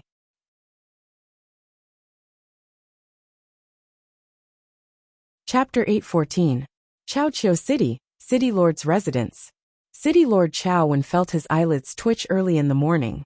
He had a feeling that something big was about to happen, but he could not figure out what it was. However, as the lord of a city, even if he was frustrated, Chao still appeared as calm as usual. He even walked around the garden and looked at the precious flowers and trees that the slaves had taken care of so carefully. The flowers and plants in the garden gave off a refreshing fragrance that calmed the mind. That was why Chao liked to think in the garden. Smelling the familiar fragrance, Chao's uneasiness faded. However, he did not dare to be careless. To be able to become the city lord of Chaoqiao City and keep it safe until now, he naturally had the ability. He trusted his instincts. What was going on? Chao lowered his head and looked at the lush greenery in front of him. Just as he was thinking, there was a sudden shout. Not good. Not good, father. A well-dressed young man panted as he rushed over. Chao frowned. He had always taught his children to be calm and collected. His children usually behaved well. So why were they so rash today? Why are you panicking? Chao's voice was not loud, but his tone was stern. He was clearly unhappy with this person's behavior. The one who rushed over was Chao Wen's eldest son, Chao Chuan, who had the highest chance of inheriting the position of city lord in the future. Normally, Chao Chuan would do his best to leave a good impression in front of his father, mimicking his father's mannerisms to a certain extent. But today he was too shocked. His usual calmness was nowhere to be found. However, Chao Wen's tone brought him back to reality. Pausing, Chao Chuan took a deep breath and quickly said, "The sentries sent word that someone is coming." Ever since the situation had changed, Chao Wen had sent a group of sentries to keep an eye on Chaoqiu City's surroundings. The moment there was any movement, they were to report it immediately. A few things had happened during this period, but they were all small problems. Hearing Chao Chuan's words, Chao Wen's brows twitched. Could this be the reason for his uneasiness this morning? Who are they? Chao Wen asked. I don't know. Seeing Chao Wen's frown, Chao Chuan hurriedly continued.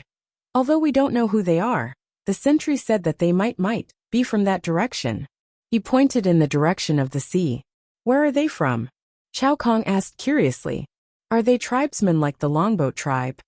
From time to time, the Longboat tribe would come to Chaoqiu City to trade. Chao Wen knew this, but until now, he only knew that the Longboat tribe was an exception. He heard that the tribes on the other side of the sea were very weak, and the Longboat tribe was the strongest tribe there. The Longboat was the strongest. This was actually a boast made by the Longboat tribe when they first came. Moreover, for a long time, only the Longboat tribe traveled between the two continents. So many people gradually believed it. Chao Wen also knew that due to the influence of the war and the situation, as well as the fact that many places had begun to build cities, the slave masters and nobles had begun to buy slaves in large quantities. Some of the small and medium-sized tribes that originally lived inland had been forced to flee deep into the mountains and forests. It was difficult to find them, and the difficulty of capturing slaves had increased. Therefore, many slave trading organizations had extended their hands to the other continent, such as the largest slave trading organization by. This also made Chao Wen believe that the tribes on the other side of the sea were a bunch of people who were about to become slaves. When navigation technology matured and trade became more stable, Chao Wen wanted to reach out and enslave the people on the other side, taking the gemstones and salt for himself. But now, there were people other than the Longboat tribe here? Why not just enslave them? How many? Chao Wen asked. 4 to 5,000. Chao Chuan stammered. How many? Chao Wen raised his voice in disbelief. 4 to 5,000? Chao Chuan nodded vigorously. The sentries said they were all quite strong. It didn't seem like they were migrating more like they were moving with a purpose. Chao Wen opened his mouth, wanting to say something, but suddenly seemed to be stuck. His expression changed rapidly. This number in the current environment was indeed not a small number. 4 to 5,000 people, and not all of them were fleeing or migrating. They were all quite strong. Chao Wen came to the conclusion that they were about to attack the city. Chao Wen could not remain calm. He pushed Chao Chuan aside and ran out of the garden like a gust of wind. In Chaoqiu City, the trading team that had come from afar was busy. They were already familiar with the trading methods here.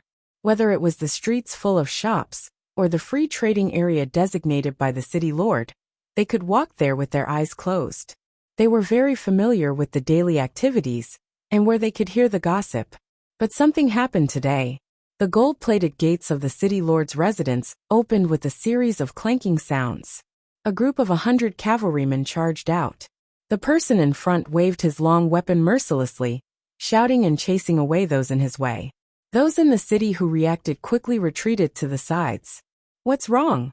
Those are the city lord's personal guards. The Chao family.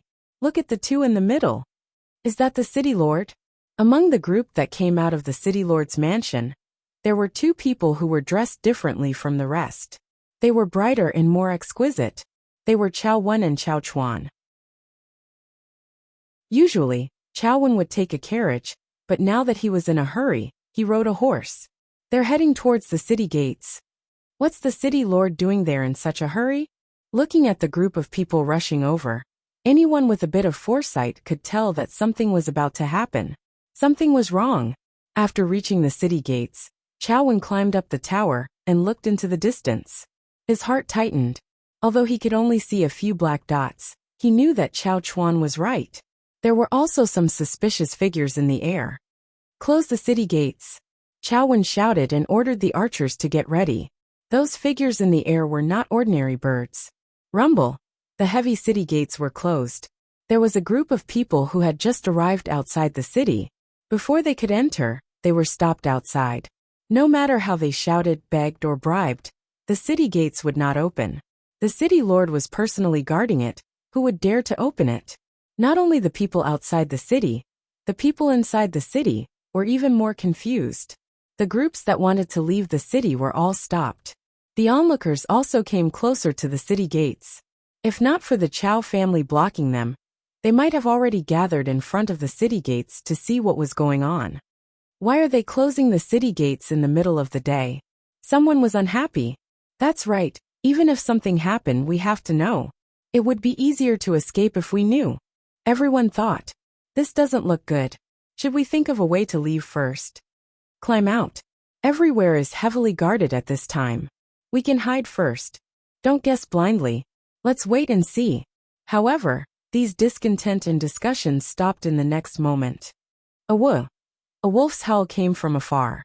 The crowd fell silent, then burst into an even louder discussion. Wolf! It's a wolf! It doesn't sound like an ordinary wolf. I can hear it. We heard wolf howls when we were traveling, but why does this sound like? The person who spoke shuddered. Ferocious beast. An older traveler said with certainty. Their group came from deep in the mountains, so they knew the difference between the howls of wild beasts and ferocious beasts.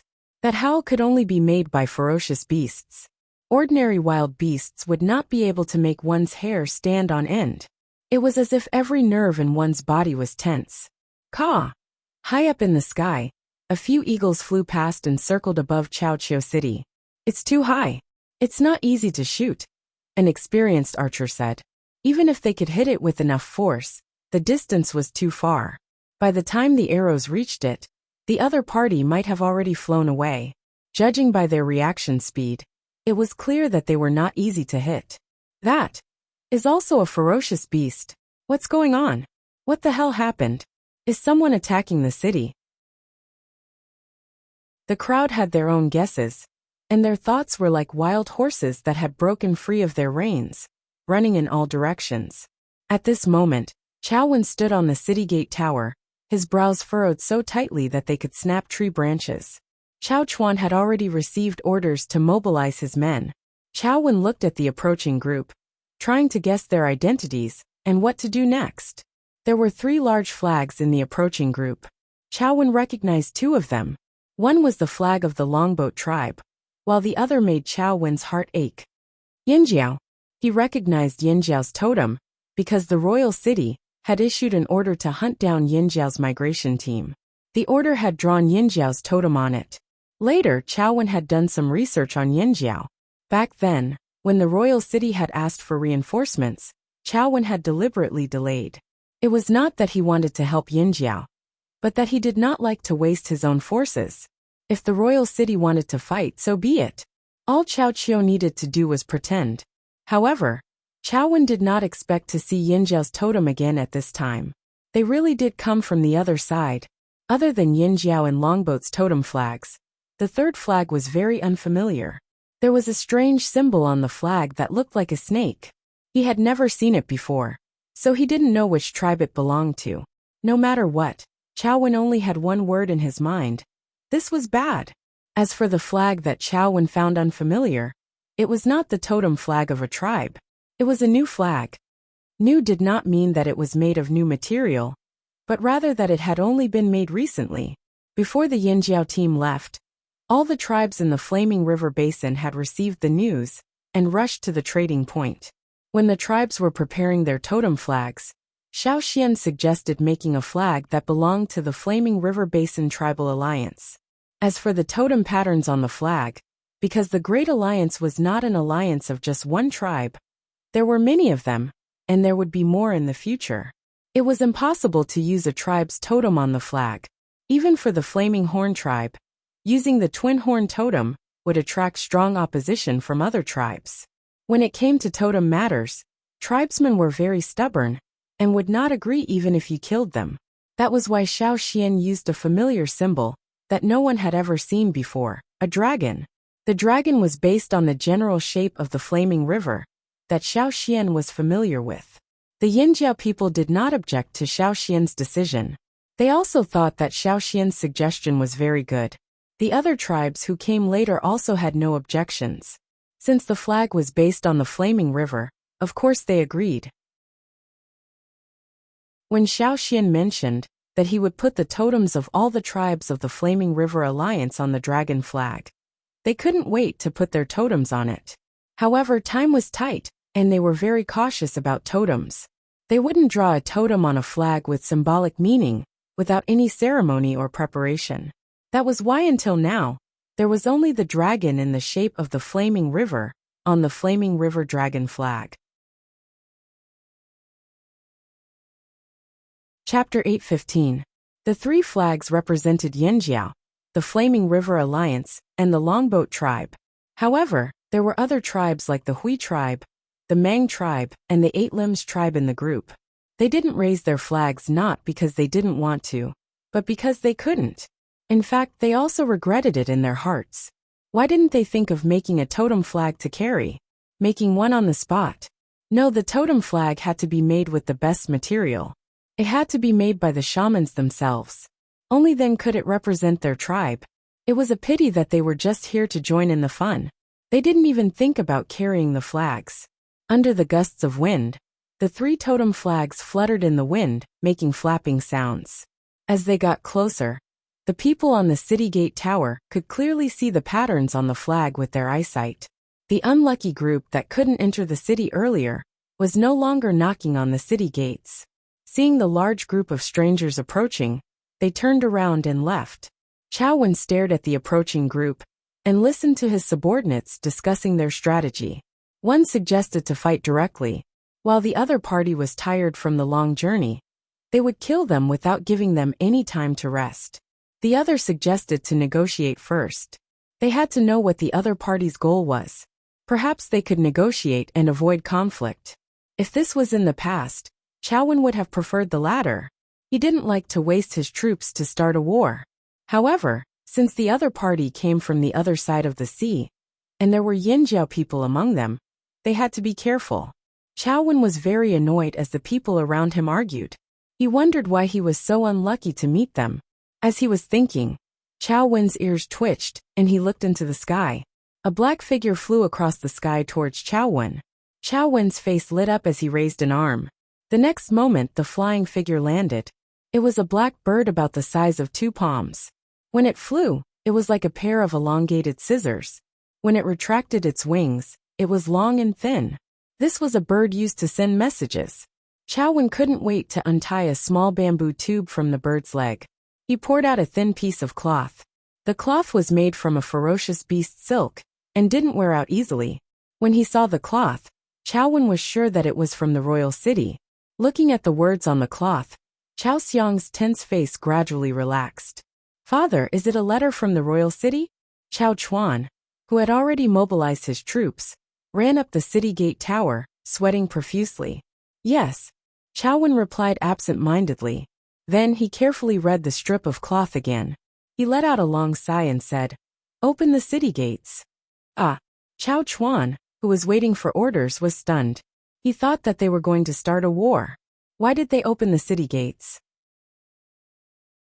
Seeing Chao Wen frown, Chao Chuan knew that his father was unhappy again. He hurriedly shouted at the city guards waiting for orders, "Open the city gates!" The city guards waiting below were also dumbfounded when they saw this result. Seeing that Chao Chuan was not joking, they looked at each other and then followed the leader. They carefully opened the city gate, almost moving the gate bit by bit, as if they were afraid that something would happen if they opened it too quickly. They looked through the crack of the gate at the approaching group outside the city. Roar! The crowd that was squeezing towards the city gate saw this and instantly exploded. They all retreated, keeping a safe distance from the city gate. Only 300 people entered the city. The rest did not approach the city gate, but waited outside. Xiao Xian led Caesar into Chaoqiu City. The others followed closely behind. The city guards did not even dare to collect the entrance fee. After Xiao Xian entered the city, he did not continue walking in the royal city. Instead, he raised his hand and gestured for the others to go buy things. Qiao Wen still stood on the city gate tower. He did not go down because he still had not decided how to treat Yin Jiao. He did not know what to say. If he was not careful, it would have the opposite effect. Thus, Qiao Wen's strategy was to remain unchanged. After the Yin Jiao people entered the city, they did not even think of greeting them. Instead, they entered the city like the other traveling groups, and went to various destinations to trade. Only Xiao Xian Mu Fa and a few others remained at the entrance. Caesar lay next to them, staring coldly at the city guards. Xiao Xian glanced at Qiao Wen, who was looking down from the city gate tower. Their eyes met for a few seconds, then looked away. There was no need for words. Both sides understood each other's intentions. Xiao Xian could see that Qiao Wen did not want to fight. Perhaps he had received news. So he opened the city gate and withdrew half of the city guards. Qiao Wen was relieved. Good. It seemed that the other party was only here to trade. He hoped they would leave quickly. The people who entered the city were led by the longboat people because of the language barrier and their lack of understanding of the city. All of them rubbed their palms together. The reason why they came directly to Chaoqiu City instead of going around was to buy things. It was still a long way from here to the royal city. They had to stock up, right? They also wanted to see the slave master cities. Unfortunately, after entering the city, their expectations were too high. The further they went, the more disappointed they became. Because they were familiar with Yinjiao's trading point, they were not shocked by Chaoqiu City. Instead, they felt that it was just SOSO. As for those exquisitely designed things, they were beautiful and naturally. They wanted to buy them to show off.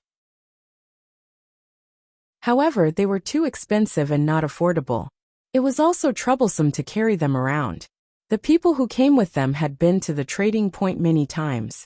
Even if they were not familiar with trading, they had a rough idea of what the items were and what their prices were. But now they only had one thought. Was this a scam? When they were at Yinjiao's trading point, they thought that many things there were expensive. Now compared to Yinjiao's prices, they felt like they had a conscience. There was only a small bag of jerky here.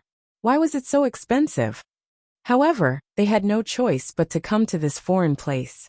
If the items were not up to their standards, they could not help it. Luckily, they had money.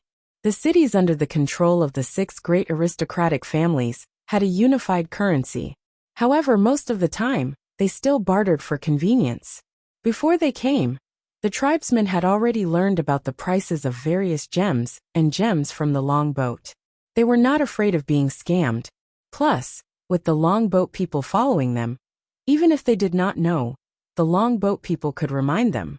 Abuli brought 3 Ji tribe warriors and 2 longboat people to a shop. This was a shop that sold food from grains to biscuits to meat. It was also one of the shops that travel teams often visited. From a tribe to a trading caravan, then to a shop spread throughout the city. Abuli had already learned about this change from the longboat people on the way here.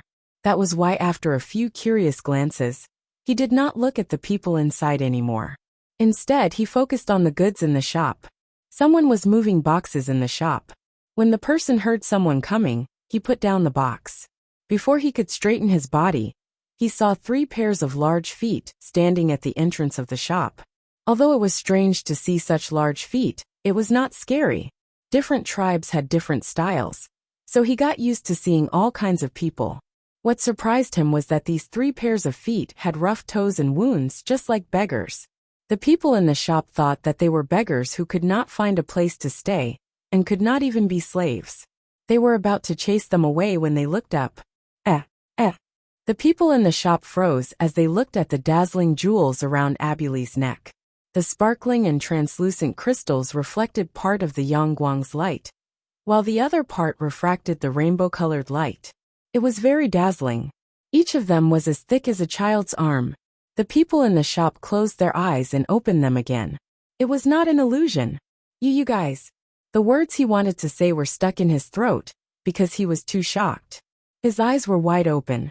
Many travel teams did not show off their wealth, afraid that others would know they had good stuff. But now, the people standing in front of the shop had the aura of a nouveau riche. They did not seem to have any intention of hiding their wealth. Weirdos. Abuli did not care about the people in the shop who were like wooden poles. His eyes were fixed on the bags of grains of different colors and shapes, as well as the dried meat that was easy to carry during travel. There were many types. Although the quality was not as good as the goods from Yinjiao, there was a lot of variety. It was dazzling. Tell me, which one do you want? Abuli asked the two people beside him. He was having trouble choosing. That one. A warrior from the drumming tribe pointed at a type of grain nearby. The grains were plump and big enough. They looked delicious. Abuli waved his hand. Buy. That one. The other person pointed at a type of grain. Abuli glanced at it. Buy. And this one. This one looks good too. Sigh, that one looks delicious. Buy. Buy. Buy. Abuli rarely acted like a tycoon. He knew the value of the crystals in his hands, so he bought without hesitation. He was not afraid of being robbed. There were more than 4,000 people waiting outside the city. That was his confidence. 5 shops away, in another shop that specialized in selling grains, Gigu was twirling a leather bag full of gemstones in one hand. He raised his other hand and pointed at the shelves in the shop. This one, and that one over there. Give me 100 bags of each. Huh? The people in the shop were stunned. Why, you don't have any? No, we have. Seeing that Gigu was about to leave, the shop owner hurriedly stopped him. What a joke. How could he let go of such a rare opportunity? Some people looked around and realized that there were not many things that could arouse their interest. They fell into a state of we have money, but other than food, we don't know what else to buy. There were very few gemstones on this side of the continent. Why was it like this? Why was there such a difference between the two continents? The main reason was the core seed. The reason why there weren't many gems here was because of the existence of the core seed. Even though there were many different types of gems here a long time ago, after the core seed appeared, the gems gradually changed and became metal ores. The rarer something was, the more valuable it became. When the nobles fell in love with the gemstones, the value of the gemstones also increased. Unfortunately, gemstones were hard to find. High-quality gemstones were even harder to find. Many slave owners purposely sent their slaves to dig for gemstones. But in the end, the number of gemstones they found was less than the number of slaves who died from exhaustion. However, to the tribesmen on the other side of the continent, they could wear a bunch of gemstones and play with them. If they felt like it, they could even throw a bunch out and return to nature. Because the core seed did not fall there, all the gemstones existed according to the natural laws. For example, places like the drumming tribe were rich in gemstones. They had more gemstones than food. This was also one of the methods the longboat tribe used to make a fortune. The people of Chaoqiu City, as well as the local expedition teams, had a deep impression of the Yinjiao team. They were stupid and rich. Chapter 8:16. In Chaoqiu City, on the largest street, Chu Su and a few Mang tribesmen walked as they observed the people around them. They were dressed in fine silk clothes from the Eight Limbs tribe, and wore triangular jade rings made by their own tribe. The Mang tribesmen also liked to put on airs, unconsciously exuding an air of superiority. It was quite intimidating. People who didn't know better would think they were part of the 6 great aristocrats. The 2 longboat tribesmen who were leading the way didn't wear any jade, but they did wear a type of reddish-brown stone ornament. This was a stone that could only be found in the sea. It was tough and delicate, and could be carefully carved. It could be considered a relatively precious gemstone, and its color looked happy. There were slave masters who had bought some from the longboat tribe at a high price. Some of the people who entered the city were also learning from others like Fan Ning, Puyi, Yu and the rest.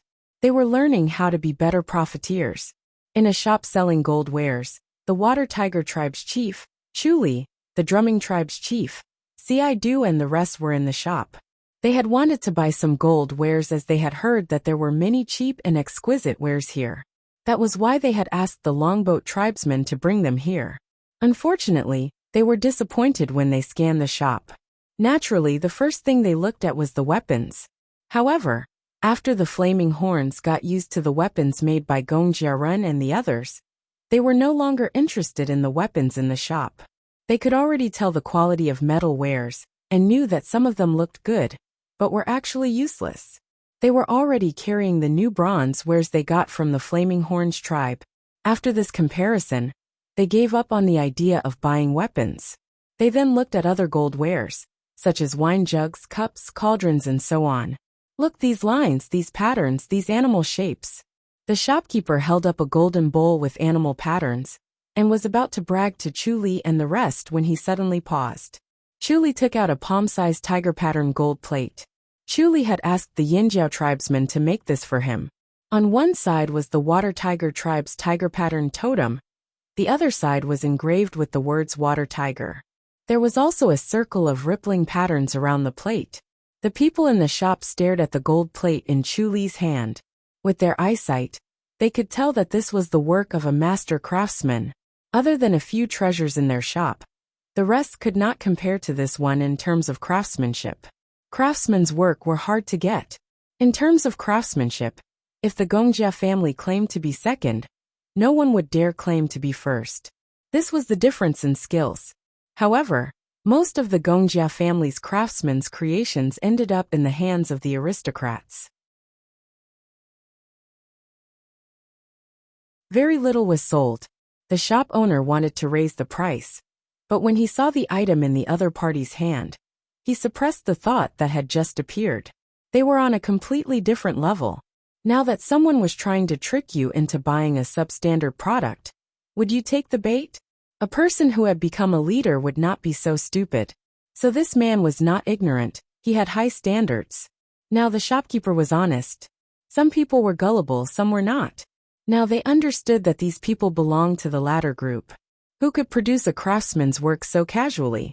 Whether it was Abuli or Chuli, similar incidents happened in many places in Chaoqiu City. However, they did not plan to stay for long. They left as soon as they bought their stuff. 300 people were buying things for 4,000 people. They had to take it in batches, and they did not hire a carriage. The Yinjia warriors could carry a small mountain of goods each. It only took them a few trips to and fro.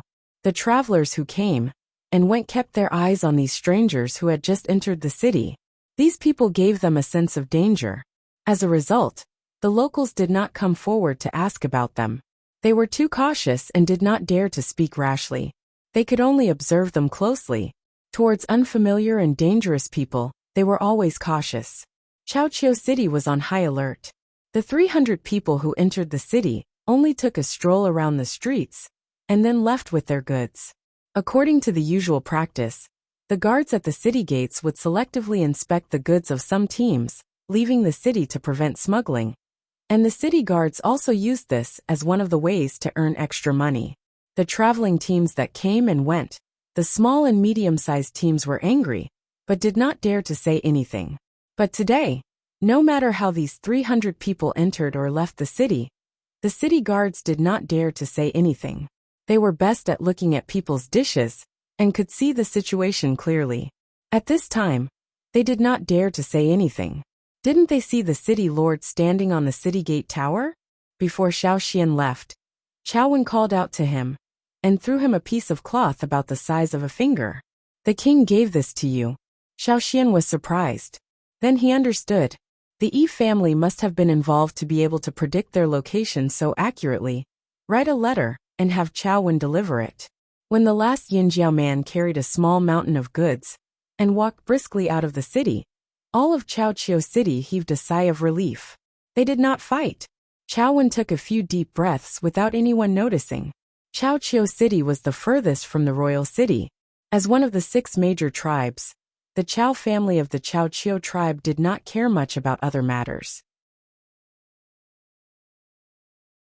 Other than those who stayed in the royal city, the rest stayed in Chaoqiu City, guarding their own territory. From time to time, they would take goods from the travelers to fill their warehouses. They had heard a little about the Yinjiao tribe. The tribesmen had a lot of salt and fire crystals. They were not smart, and were just a bunch of ignorant barbarians. But those people are completely different from the rumors. Chao Chuan watched the travelers leave, and felt like he had been tricked by the people who passed on the information. He did not know about those who did not enter the city, but those who did were not easy to deal with. A few of them gave him a very dangerous feeling. What was the situation on the other side of the sea? He had to go there himself to see and hear for himself. Otherwise, the news he heard from others might not be true. It could even be fatal. For Chao Chuan, who was determined to be the mayor of Chaoqiu City, this was a mistake he should not make. Perhaps he should find some time to go out to sea and take a look. Of course, the prerequisite was that the royal city had really reached an agreement with the other side. Otherwise, if war broke out, he would just stay in Chaoqiu City.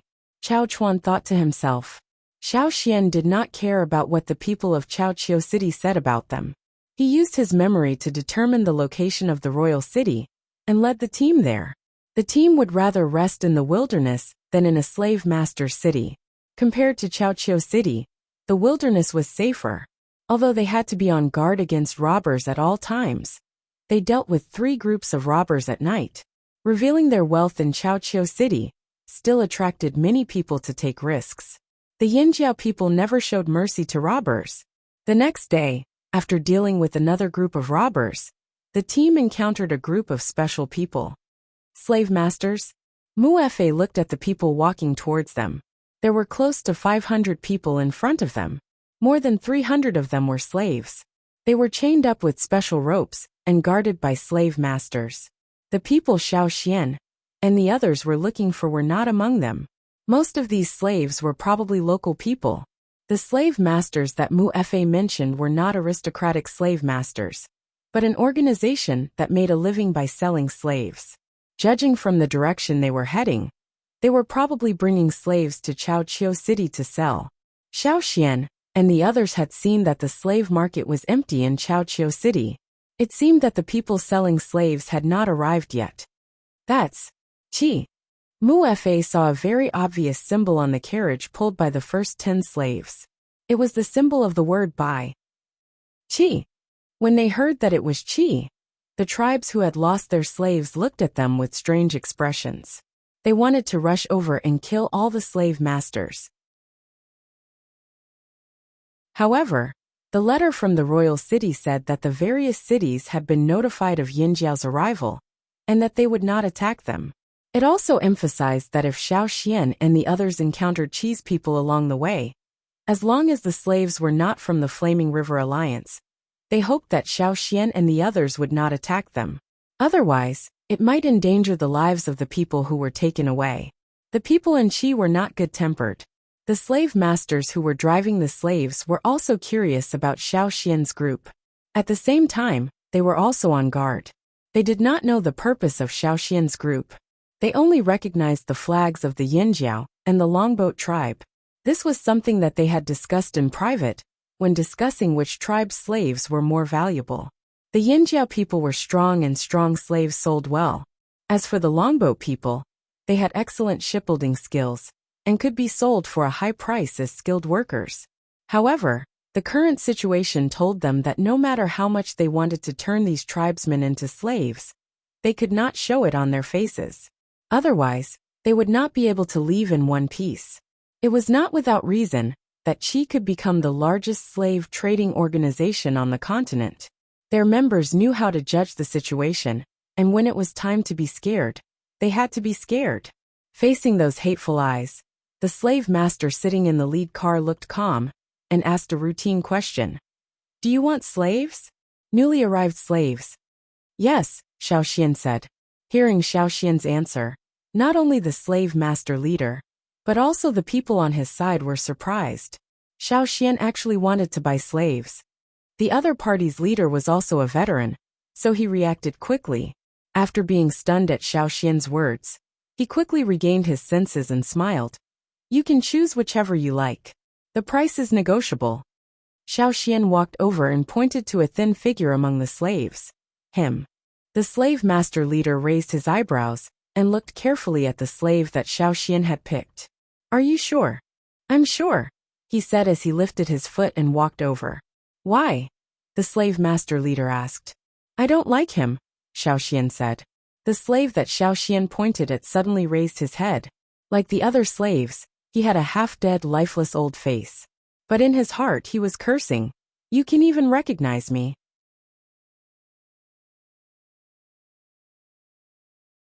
Chapter 8:17.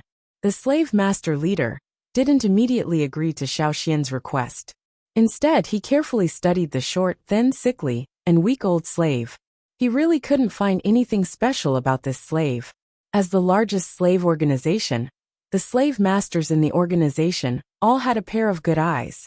They could see which kind of slave could be sold for a high price, and which kind of slave was useless. This was especially true for those with high positions. Of course, their eyesight was better. However, as a leader, he had sold more slaves than a tribe.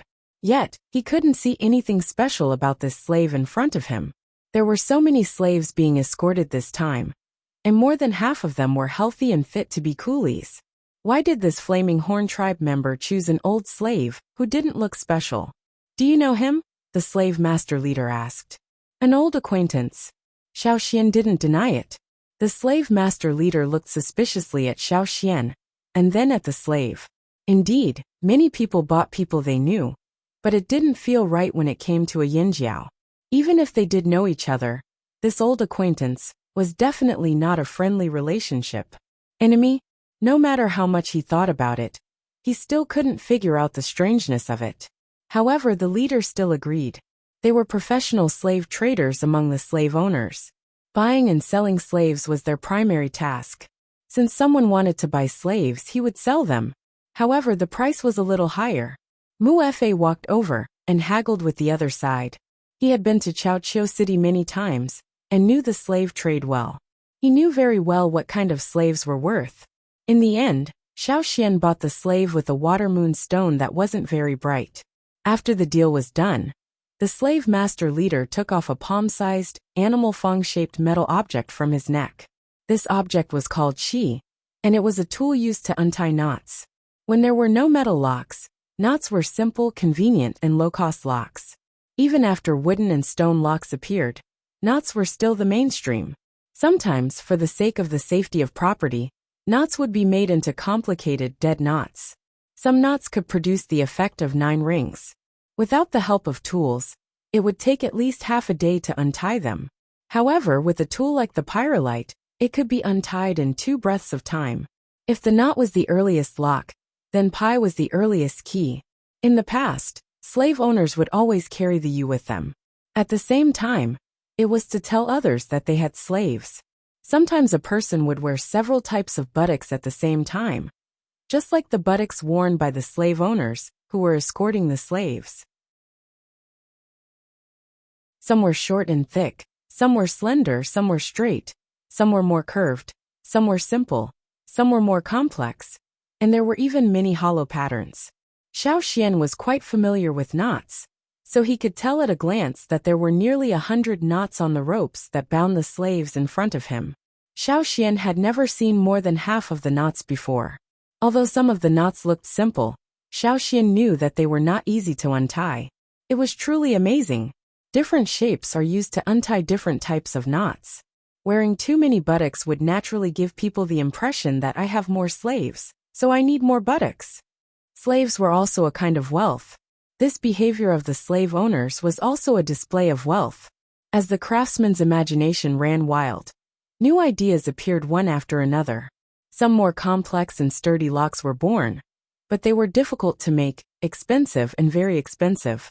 The nobles who had the means to use metal locks realized the benefits of these new locks, and gradually reduced the frequency of using knots.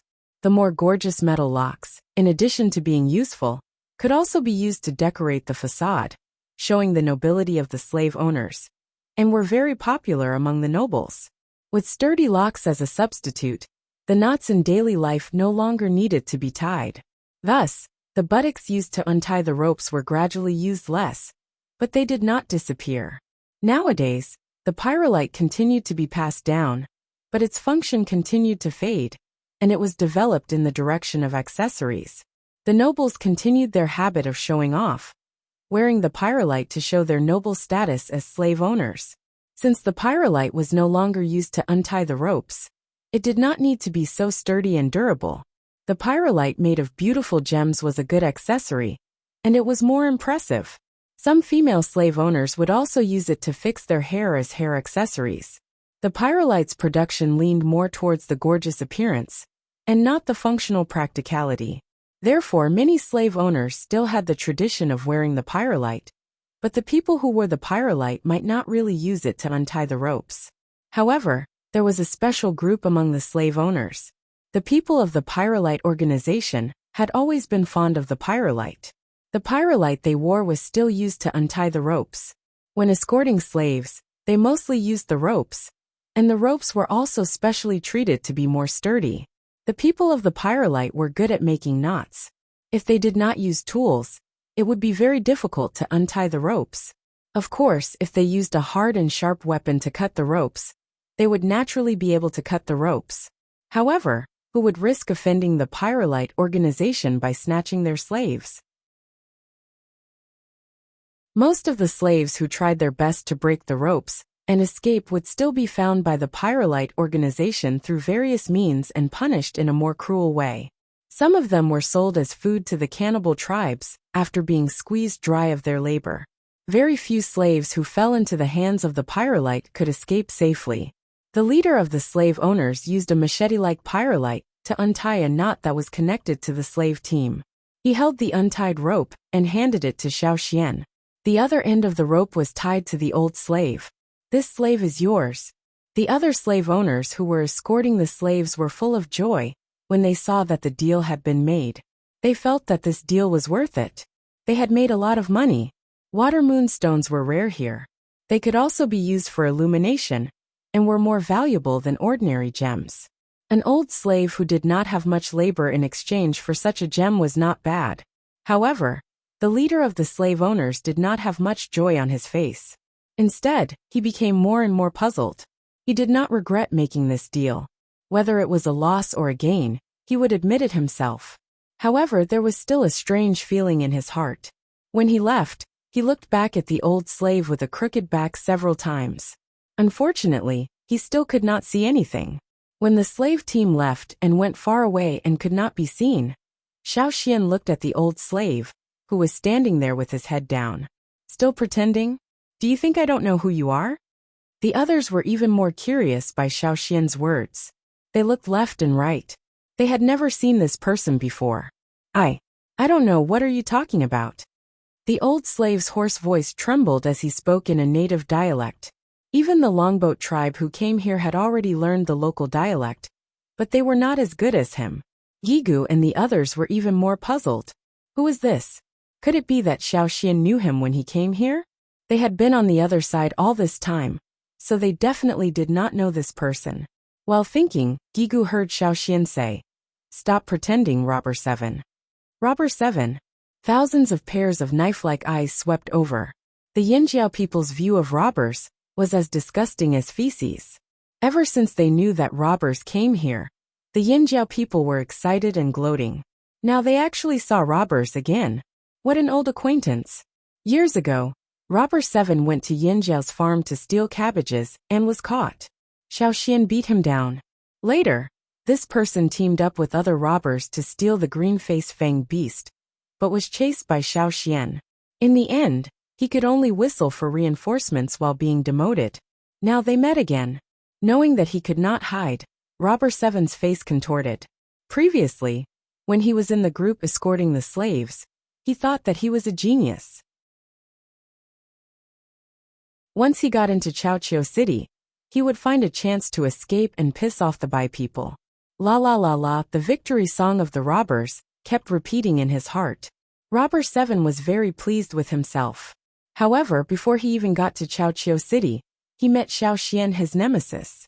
He had already put on a disguise, but Xiaoxian still recognized him. Every time he met a Yinjiao person, nothing good happened. Robber 7 felt that he was so unlucky because he did not pay respects to his ancestors before this operation. Under the watchful eyes of the crowd, the old slave, who was originally weather-beaten, dispirited and weak, gradually began to change. He was no longer stooped, his back straightened, and his shriveled body bulged like an inflated balloon.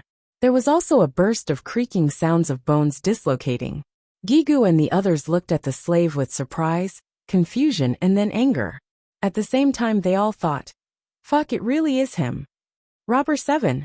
The Yinjiao people stretched their shoulders and surrounded Robber 7 in the middle. They laughed coldly, and their eyes seemed to say, "See if I don't beat you to death." Robber 7 seemed to be frightened. He stood there in a daze, his eyes glazed over. However, Xiaoxian knew that this guy must be thinking of a way to escape. Looking at the surrounding terrain, Xiaoxian confirmed that it would be difficult for Robber 7 to escape. He asked again, "Tell me, what did you steal this time?" Thieves wouldn't hide after stealing. Others were afraid of being found out. But they were afraid that others wouldn't know. They would even show off. The more precious an item was, the crazier they would show it off. They wanted to let everyone know about it. However, Robber 7 might not tell the truth in order to protect his gains. As expected, Robber 7 did not respond to Xiaoxian's question. Xiaoxian did not rush him either. He said, "We will be going to the royal city this time. At the same time, we will bring a message." Robber 7 lowered his head and did not move. However, Xiaoxian knew that he was listening. He continued, "We will tell the people of the royal city that Robber 7 used all his effort to steal the underpants of Chao Wen, the lord of Chaoqiao City." Robber 7 raised his head and looked at Xiaoxian. "This is an insult to my robbing skills. Not to mention Chao Wen's underpants. He could easily steal the underpants of the people in the royal city's palace. This kind of low-level method was something that only newbies would do. Why would Robber 7 do it? He was going to be the head of the robbers. The royal city was filled with large caravans and traveling teams. This kind of entertainment news would probably spread like wildfire. Perhaps, some people who had already been harmed by the robbers would enthusiastically announce Robber 7's gains and add some extra information to make the news more interesting. Obviously, Robber 7 had thought of many things. "Heh, you think people will believe you?" Robber 7 looked nonchalant. "You can try," Xiaoxian said calmly. Robber 7 did not say anything. If the Yinjiao people threatened him with violence, he would have made up all kinds of lies to deceive the Yinjiao people. However, Xiaoxian mentioned this. It was a matter of reputation. This was simply pouring dirty water on his reputation. Moreover, these words were not that damaging if it was said by others. However, since it was said by the Yinjiao people, Robber 7 had to be more careful. He was afraid that the Yinjiao people would slander him even more. He was preparing to increase his ranking. He did not want to be affected by this. After thinking for a while, Robber 7 said listlessly, It's The Bai people call it the leader's bone lock." Robber 7 could not help but feel proud. He had stolen it from the leader of the Bai group. He planned to use it to increase his ranking in the robbers.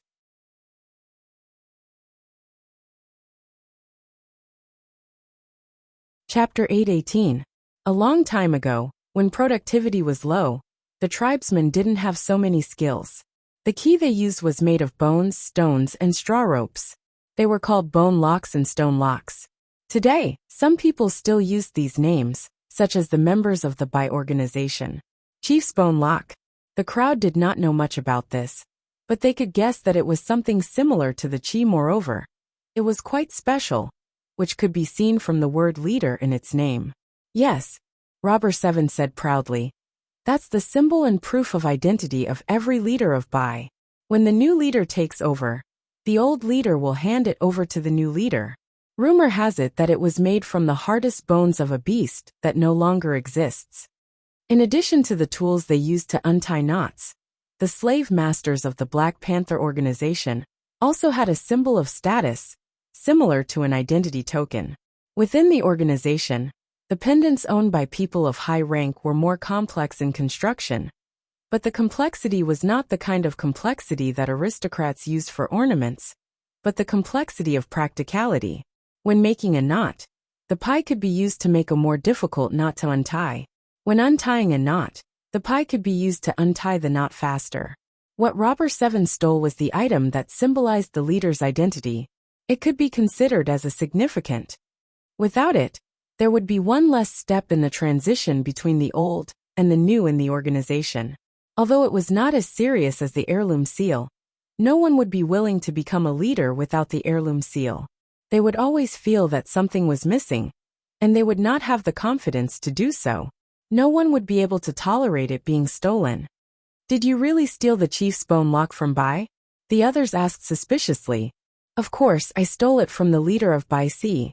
Robber 7 was dissatisfied with the crowd's suspicion. How powerful was he? These people actually doubted him. You hid among the slaves to avoid C's pursuit? Xiao Xian asked. Yes. Not only did Robber 7 not feel cowardly about his escape, he even felt that he was smart. C would never have thought that he would hide in the group that was escorting the slaves. Robber 7 had lost twice to Xiao Xian, and was even demoted. If it weren't for the fact that some of the people in front of him had died, he would have been demoted to 8. Humiliation. Later on, due to the cataclysm, the two continents were brought closer together. The robbers shifted their target to this side and targeted the nobles. Due to his previous failure, Robber 7 had carefully analyzed and tried his best to improve himself. He even learned how to change the smell of his sweat. In other words, he could perfectly imitate the smell of others. This was also the reason why he could avoid the tracking insectoids with a keen sense of smell. However, he had no idea what method C was using to track him down. Even without any trace of his scent, he was still able to catch up, albeit a little slower. Robbers were good at disguises.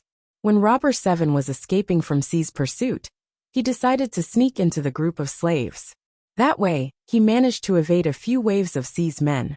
C was unwilling to make this matter public, so he sent out his trusted aides, who held relatively high positions in the underworld.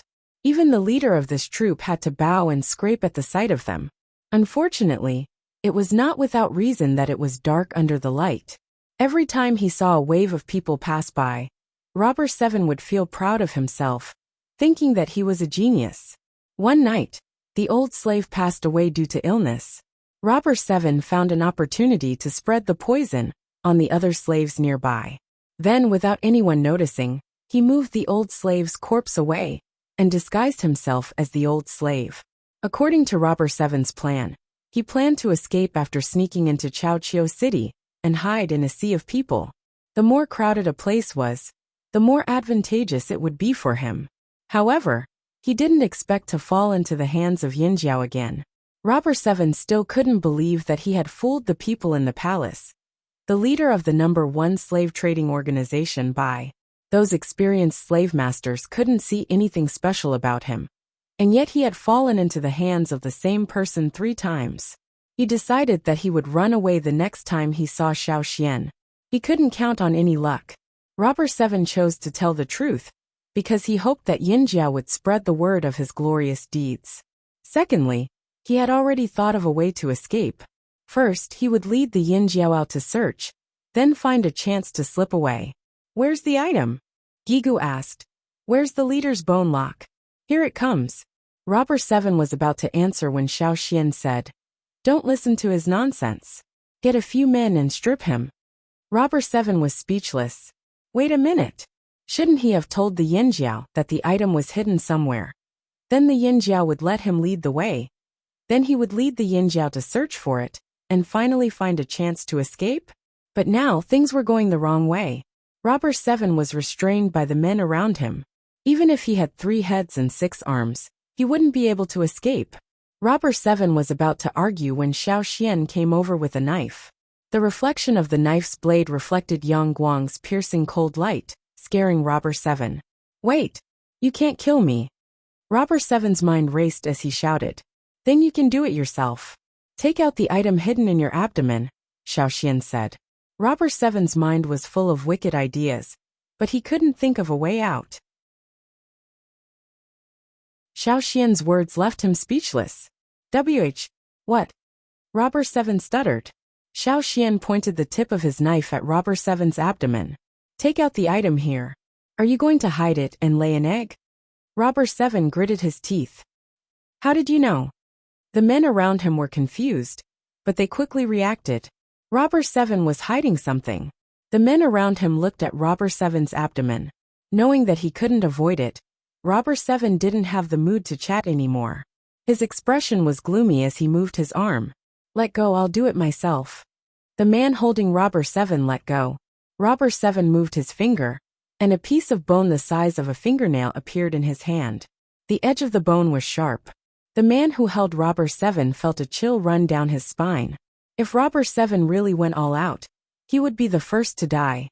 He was too careless. Robber 7 didn't care about what the others thought. He was only thinking about how to protect his loot.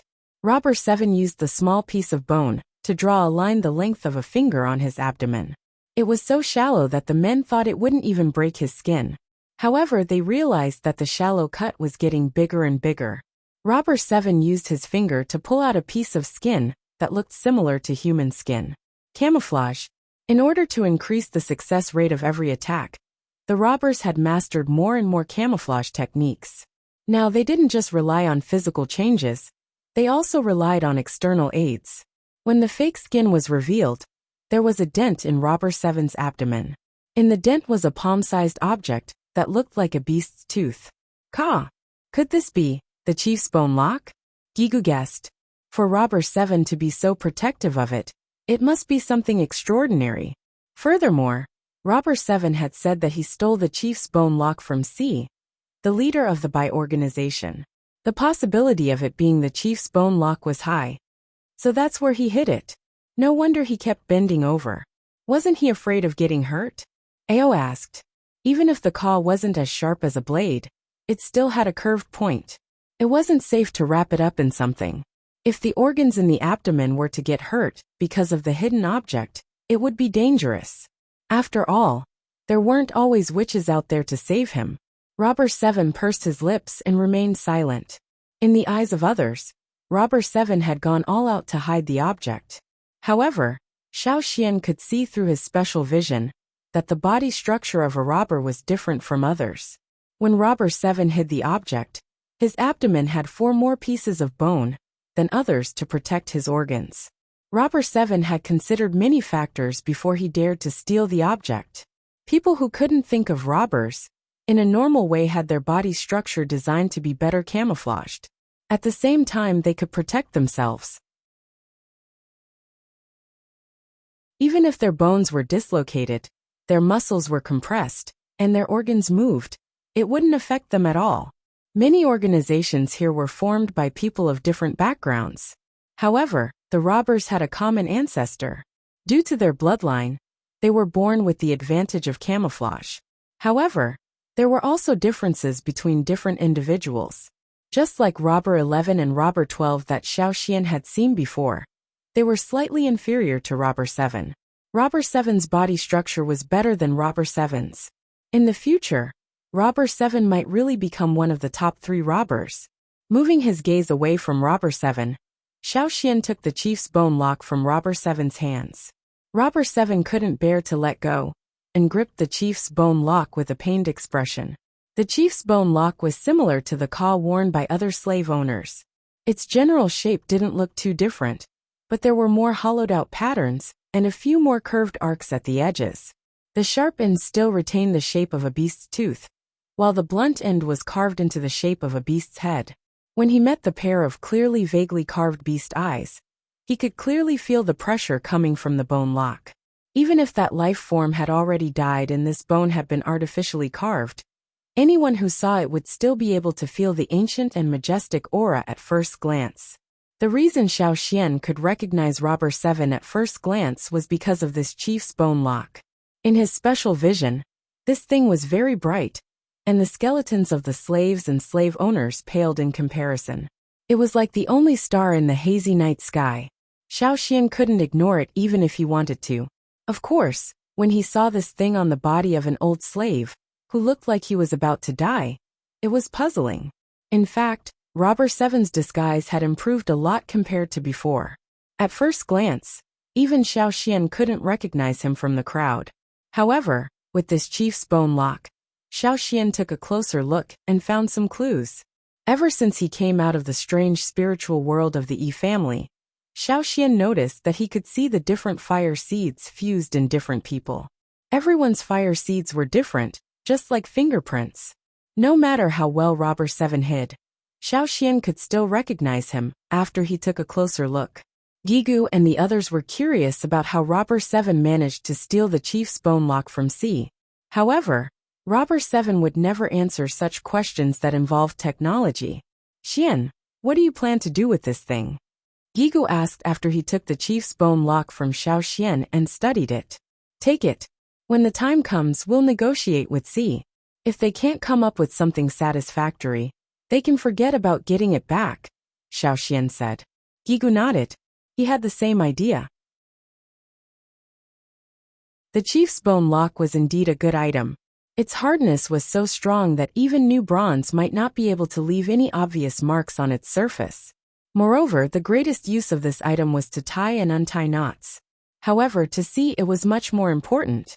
Instead of keeping it for themselves, they might as well use it to their fullest potential and negotiate with C. C and Robber were like mosquitoes and bedbugs in the eyes of the crowd. No one liked them. If they could steal something from Robber 7 and negotiate with C, it couldn't be any better. Seeing that the Yanjiao had no intention of returning the item, Robber 7 truly felt like he had nothing left to live for. His plan to get into the top 3 would have to be postponed. No, he couldn't give up so easily. Robber 7's mind raced as he tried to think of a way to get the item back from Yanjiao. When he was first captured by Xiao Xian, Yanjiao had to negotiate with him before letting him go. Wait! Robber 7 called out to Xiao Xian and Gigu. He stared at the chief's bone lock in Gigu's hand before turning to Xiao Xian. I'll give you a piece of information in exchange. What information? Gigu asked curiously. He wanted to hear what Robber 7 had to offer in exchange for the chief's bone lock. It's definitely worth it to you. If I tell you this information, you have to return it to me.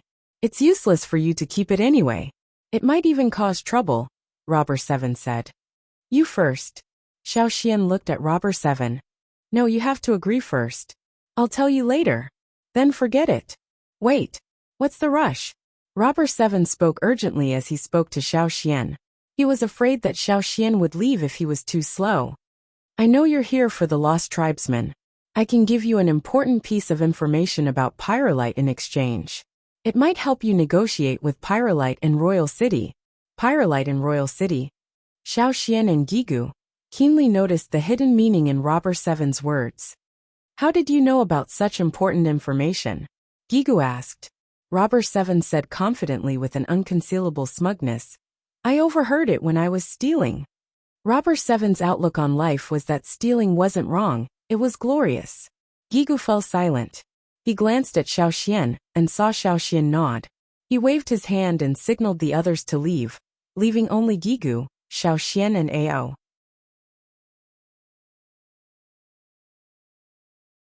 Chapter 819. When there was no one else around, Gigu turned to Robber 7. Speak. If it's worth it, we'll return it to you. Really? Robber 7 looked at Gigu suspiciously, then at Xiao Xian. That's only if it's worth it or else. It's worth it. Definitely worth it. Even if it's not, I can give you some other information, such as what kind of person C is. After Robber 7 suffered at the hands of Yanjiao, he would be well prepared for every operation. This time, he had done a lot of preparation to steal C's things. Seeing that Gigu and Xiao Xian had agreed, Robber 7 ignored Ao's frown and told them what he knew. C is close to the new king of the royal city, Jifang. Robber 7's first sentence shocked Gigu and Ao. Xiao Xian, on the other hand, wasn't too surprised. It made sense for a slave owner to be close to a slave trader. However, from Robber 7's tone, C and Jifang were working together. Perhaps Jifang's success in seizing the throne was also due to C's help. Participating in the fight for the throne was bound to bring many benefits. No wonder Bai could become the largest slave trading organization. You're saying that it was Jifang's order to capture slaves from our side? Ao's eyebrows were almost raised. No. Robber 7 shook his head. According to what he overheard, it was C's order to capture slaves. After Ji Fong found out, he called him over and told him to bring all the people from the Flaming River trading point here, and not to sell them. He didn't seem happy about it, but he didn't refuse. I knew you were coming because I overheard it. Robber 7 didn't expect Yinjiao to come from Chaoqiao City. If he had known, he would have stayed as far away as possible. You want to trade this information with us? Xiao Xian asked. What's the rush? There's more. Robber 7 scratched his head and continued. Let's talk about Ji Fong. Other than his many helpers, there's another important reason why he could seize the throne. His sword. Sword. Xiao Xian was confused. Not bad. One of the main reasons why the Ji family could become the leader of the 6 major tribes in the royal city and sit on the throne was because of their swords. If this had happened 1,000 years ago, many people would have known that the Ji family's sword was known as the king's sword. The aristocrats' swordsmanship actually originated from them. Isn't the Ji family's sword made by the Gongjia family? Gigu asked. He understood this from Gongjiarun. No. Robber 7 glanced at Xiao Xian, and the other two with an I knew you wouldn't understand look. This was something he had investigated before he made his move. He had also learned a lot of secrets through various channels. Before the Gongjia family appeared in the royal city, the Ji family's swordsmanship made them the leader of the 6 tribes in the royal city. The other tribes feared them. Of course, the Yi family was an exception. The Yi family did not have such intentions. The other 4 tribes were no match for the Ji family in terms of martial prowess. That was why the Ji family was crowned king. Now the Ji family's advantage is even greater. The only threat to the Ji family, the Yi family, has been crippled. The Yi family is now divided by internal and external problems. Other than a few puppets, there are not many people left in the family. The 6 aristocrats of the royal city should now be called the 5 aristocrats of the royal city. Robber 7 sighed. Let's not talk about the Yi family first. Let's talk about the Ji family's swords. Could it be that the Ji family's swordsmanship is better than the Gongjia family's? Yigu placed great importance on this question. As for the Yi family, he had already heard some predictions from Yi Zong. That was why he was not surprised to hear about the Yi family's results. That's not it. In terms of skill, the Gongjia family is better. However, the Ji family's swords can break the swords of some of the Gongjia family's blacksmiths. The reason is that the Ji family uses blood to make their swords. The Ji family's blood can make swords. Make swords with human blood. This time, even Xiao Xian was shocked. He always thought that only the blood of a few special beasts could be used to make swords. Who would have thought that human blood could be used to make swords as well? Anyway, Xiao Xian's own blood could not do it. With the core seed they had a gold mine. Plus, their own blood could be used to make swords. With their logistics they had large fields of grains. One could only imagine how powerful the Ji family was. But, Robber 7's tone was strange, his expression perverted. The glorious history of the Ji family where everyone could make swords is long gone. After the Ji family established the royal city, there were people who could not make swords with their blood. Robber 7 was so excited to talk about other families' dirty secrets and gossip that his spittle almost landed on Xiao Xian and the other two's faces. However, if what Robber 7 said was true, it was quite interesting. When the situation first appeared, they were all in doubt and self-doubt. However, gradually, they realized that more and more people in the family were in the same situation. In the end, in order to maintain the glory of swords, they lured the Gongjia family into the royal city. It could be said that the Ji family was the main reason why the Gongjia family was able to establish a foothold in the royal city so quickly. Since their blood could not be used to make swords, they would let others make better swords. After all, they had to carry a sword with them. It was a tradition. However, although it was over, many people still felt sorry for the Ji family's ancestors. Perhaps the Ji family's ancestors were reflecting in their graves. How could they have given birth to a bunch of useless people? Perhaps they were not even his children. The Ji family used their blood to make swords. That was how they became royalty. How could there be a bloodline that could not be used to make swords? What a disgrace! What a disgrace! Ridiculous, ridiculous! The Ji family suspected that their bloodline was tainted, but they would not embarrass themselves in public. They still maintained their kingly demeanor, but they lacked a sense of confidence. Very few people knew about this secret, because the Ji family purposely kept it a secret. In the past 1,000 years, the number of Ji family members who could use their blood to make swords could be counted with 10 fingers. However, these swordsmiths were taking a huge risk. They had to let their blood out to make swords, which meant they were weak. Once they were weak, it would be easy for others to take advantage of them. If they were not careful, they could leave behind serious injuries in their bodies. At the same time, once they succeeded, there would be less resistance to inheriting the throne. Ji Fang once went to Gongjiaheng, hoping that he could forge a satisfactory king's sword. Unfortunately, he didn't succeed. In the end, Ji Fang used his own blood to forge the sword, and was almost assassinated because of it. Robber 7 told him everything he knew. Ji Fang's usurpation of the throne must have caused some opposition in the family. However, when the king's sword appeared, no one said a word. This sword was the proof of royal blood. No matter how despicable Ji Fang's usurpation of the throne was, no matter how many tricks he used, once the sword appeared, the entire Ji family fell silent. The Ji family hated the Yi family. They could have divined the location of the star butterfly, but they were worried that the Ji family's power would harm them. That was why they did not perform the divination until Yi Xiang's incident happened. After the Yi family's incident, the Ji family was the first to attack them. Xiao Xian remembered meeting Ji Fang at Gongjiaheng's place when he went to the royal city.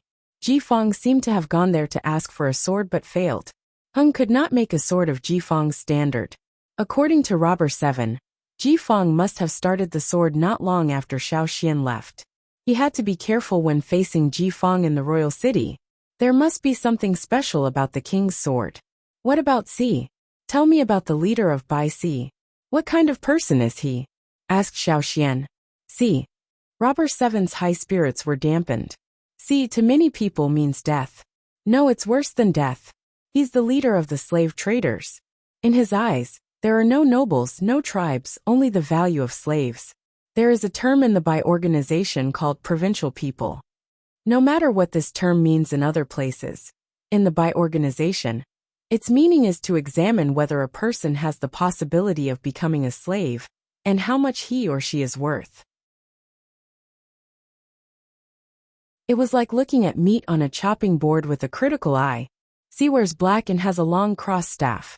There's a knife at the end of the staff in the shape of a horizontal bai. The carving on it is an eye. Robber 7 picked out everything he knew about Si, and only stopped when his mouth was dry. He looked at Xiao Xian and the other two. I spent a lot of effort to gather this information. Hurry up and return it to me. No, it's not worth it. Xiao Xian looked at Robber 7. Tie him up. Ignoring Robber 7's hysterical curses, Xiao Xian ordered someone to stuff a piece of animal skin into Robber 7's mouth. He turned to Gigu and said, "Take the others and continue forward. I'll meet Si." "You want to use Robber 7 to lure Si here? Will Si really come?" asked Gigu. "Si will be here soon." Xiao Xian crushed the knotted straw rope in his hand and scattered it. Gigu wanted to say that he would stay as well, but considering the large group, he swallowed his words. In the end, other than Xiao Xian, Gan Xia, Thunder Mountain Tribe's leader Lu Zhai, Ji Tribe's leader Si Du, Water Tiger Tribe's leader Chu Li and Longboat Tribe's leader Mu Fa remained. They all wanted to meet the legendary leader of the largest slave trading organization Si.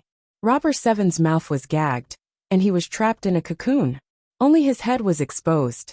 At first he wriggled left and right, but now he was calm. The sun gradually set and the sky darkened. The night breeze carried a faint chill. Robber 7, who was about to be turned into a cocoon, was thrown onto a large rock on the grass. He didn't scream or struggle, he just looked up in silence. His eyes were focused on the sky, as if he was a philosopher pondering the mysteries of the universe. Who am I? Where am I? What do I want to do? Clang, clang, clang. The sound of chains rang under the night sky, attracting everyone's attention.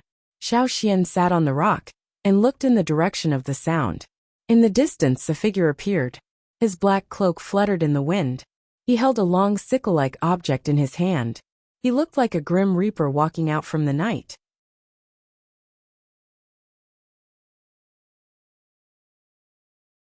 Chapter 820. C.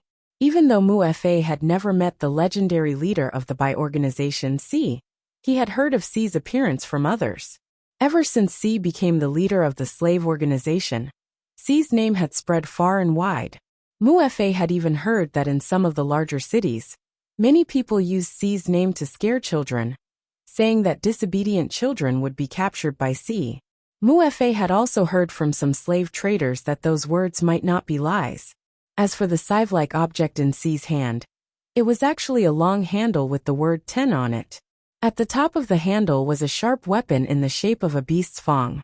Unlike the other katanas used to untie knots, the one on the top of C's long handle looked more like a katana than a larger katana. It was made of metal with sharpened edges. Under the night sky, it glimmered with a cold glint as C moved. The scythe at the top of the long handle had an engraving of an eye, representing the people of the province. Looking at the engraving, one would feel as though one was being watched, like a piece of meat placed on a chopping board, while the other party was measuring one's worth. Mu Fa sized up this slave leader, who could scare children to tears with just his name alone. His vigilance grew. Lu Zhai, Cidu, Chu Li and the rest were also on high alert. After C appeared, Robber 7, who was tied up like a cocoon, glanced over before continuing to study the night sky. It was as though he couldn't feel C's murderous gaze. He was as calm as ever, at least on the surface. Xiao Xian glanced at C, then turned his head to scan his surroundings. Other than C, there were others. Clang, clang, clang. Under the moonlight, following the sound of hurried running, 6 slender figures in black robes with half-masked faces appeared. Each of them held a chain in their hands. The clanging of the chains shone with a cold glint. The 6 of them split into 2 sides, with 3 on each side. Together with C, who had appeared first, they formed a semicircle, while Xiao Xian and the rest stood in the center of the semicircle. The formation of these men in black gave everyone a familiar feeling. It was as if they were about to surround and hunt. However, the Yinjiao people surrounded and hunted ferocious beasts, while the Hus surrounded and hunted the hunters. Mu Fa had heard of a saying before. No one who had been bound by these chains had ever managed to escape. C and the other 6 stopped at a distance of 50 steps away. Their gazes were icy cold, and the temperature around them seemed to have dropped because of them. Their icy gazes swept across Xiao Xian and the others, and finally stopped at Robber 7. It was as if they were frozen in ice, and their gazes were as sharp as knives, as if they wanted to slice off Robber 7's flesh. It was impossible for Robber 7 to not notice such intense stares. However, Robber 7 continued to stare at the night sky, ignoring C and the others. He pursed his lips indifferently. The men holding the chains were C's trusted aides, and they were also the ones who had hunted Robber 7 down. To Robber 7, these people had been looking for him for so long, and yet he managed to escape so easily. They were nothing to worry about, and were all useless. Instead of thinking about these useless fools who had rushed over, he might as well think about how to escape. C's cold, murderous gaze shifted from Robber 7 to Xiao Xian and the others. He frowned in dissatisfaction. Where's the thing? His voice was like the friction of cold chains, sending chills down everyone's spine. Robber 7 stopped playing dead and rolled his eyes at C. Don't ask me. He then pointed at Xiao Xian with his lips, signaling C to look to the side. C's brows knitted together, and his aura grew colder. He could sense that the stolen bone lock was no longer here. But when he followed the trail, he bumped into this group of people. His chilling gaze was no longer on Robber 7, but on Xiao Xian, who was leading the group. His eyes narrowed slightly, as if he was about to unlock his shackles and lock them onto his target. Yinjiao. Although his tone was doubtful, C's words had already confirmed his suspicions. C looked at the other 5. Other than Xiao Xian, none of them were Yinjiao, and their identities were different as well. However, C's gaze lingered on Ganqia for a little longer. The other 4 were easy to deal with, including the only Yinjiao person present. C did not find anything special about them. The only one that puzzled him was Ganqia. Based on his judgment, This person should be a dead man. It was strange that he did not understand. However, the most important thing right now was to retrieve the stolen bone lock. Everything else could wait. Due to the fire seed, there were always some strange tribes that stood out from the rest. Perhaps that dead man was one of them. C wondered if he could take a beating. If he could he be sold as a slave for a high price? Due to his profession, C's first thought was still the value of this person as a slave. After a brief moment of contemplation, C looked at Xiao Xian. He knew that this group was led by Yinjiao, so he still had to keep an eye on Yinjiao. Did you take it? C asked. Without waiting for Xiao Xian's reply, he continued. Hand it over. He did not give Xiao Xian any chance to explain. He only wanted the item, and did not want to hear any nonsense. It's not here, Xiao Xian replied. Of course I know it's not here. What I'm saying is you, bring it back to me. Or else. With a flick of his wrist, a blinding light flashed. The razor-sharp edge of the Shi blade was pointed at Xiao Xian's position. Or else what? Xiao Xian retorted. Or else, all of you will be captured and turned into slaves, Xi said in a cold voice. Just as Robber 7 had said, the members of the Shi organization continued the tradition of the people of the province. In other words, they viewed everything as slaves. Generally speaking, they would not attack free people. The so-called free people were those who had left their tribe and were not part of any organization. They were free people who moved about freely. However, if they came across a free person who they deemed to be valuable, they would turn them into slaves. This was also the reason why many people were wary of Shi. Of course, during special times, such as when the slave trade was in short supply, they would deliberately attack the tribes. Attacking the tribes on this side of the continent might cause some trouble, but if they attacked the tribes on the other side of the sea, the trouble would be much smaller. Did they not know that the Yinjiao tribes were difficult to deal with? Of course they did. Before they attacked, they had done a preliminary investigation. For safety's sake, some of them even attacked the tribes around Yinjiao. However, they had underestimated the Yinjiao tribe's capabilities. They did not expect Ji Feng to personally order them to attack Yinjiao's territory. How could they just let a captured slave go? This was not in line with Shi's style. However, Ji Feng was the one who said it. Although Xi was dissatisfied, he would not destroy his partnership with Ji Feng over such a small number of slaves. Now, however, things had changed. Since they had encountered Yinjiao, and they had something that belonged to them, Ji Feng had no say in this matter. Shi's style was to bite and not let go of any meat they touched. Even if they could not capture them, they would make them bleed, and let them know the power of the #1 slave organization, Shi. The cowardice of others was their glory. Mu Fa looked at Xi suspiciously, confirming that Xi was not joking. Did they really dare to defy Ji Feng's orders and attack Yinjiao? Mu Fa turned to Xiao Xian, wanting to see the reaction of the Yinjiao Grand Elder. However, he did not see anything out of the ordinary from Xiao Xian's expression. He only felt that the atmosphere was a little strange.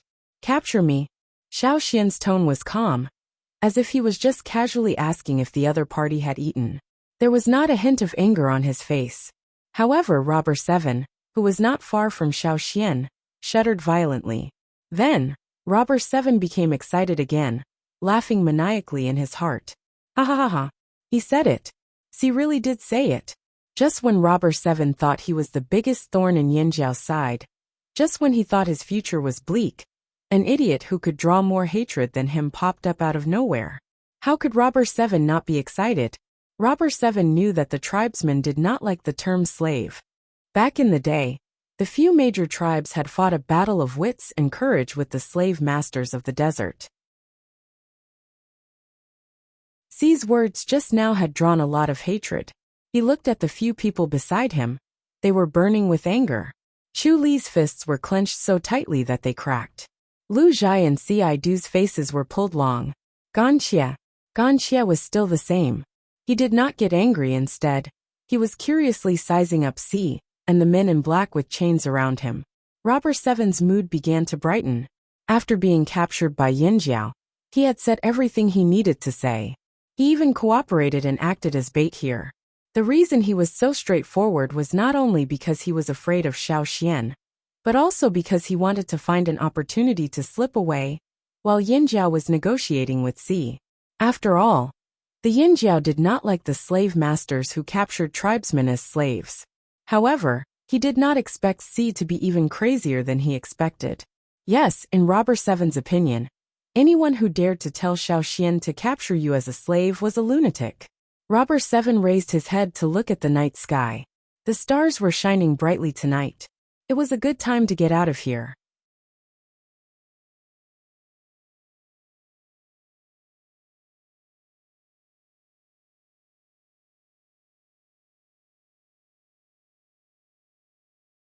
Chapter 821. Actually, Si had wanted to make a move on the Yinjiao tribe for a long time.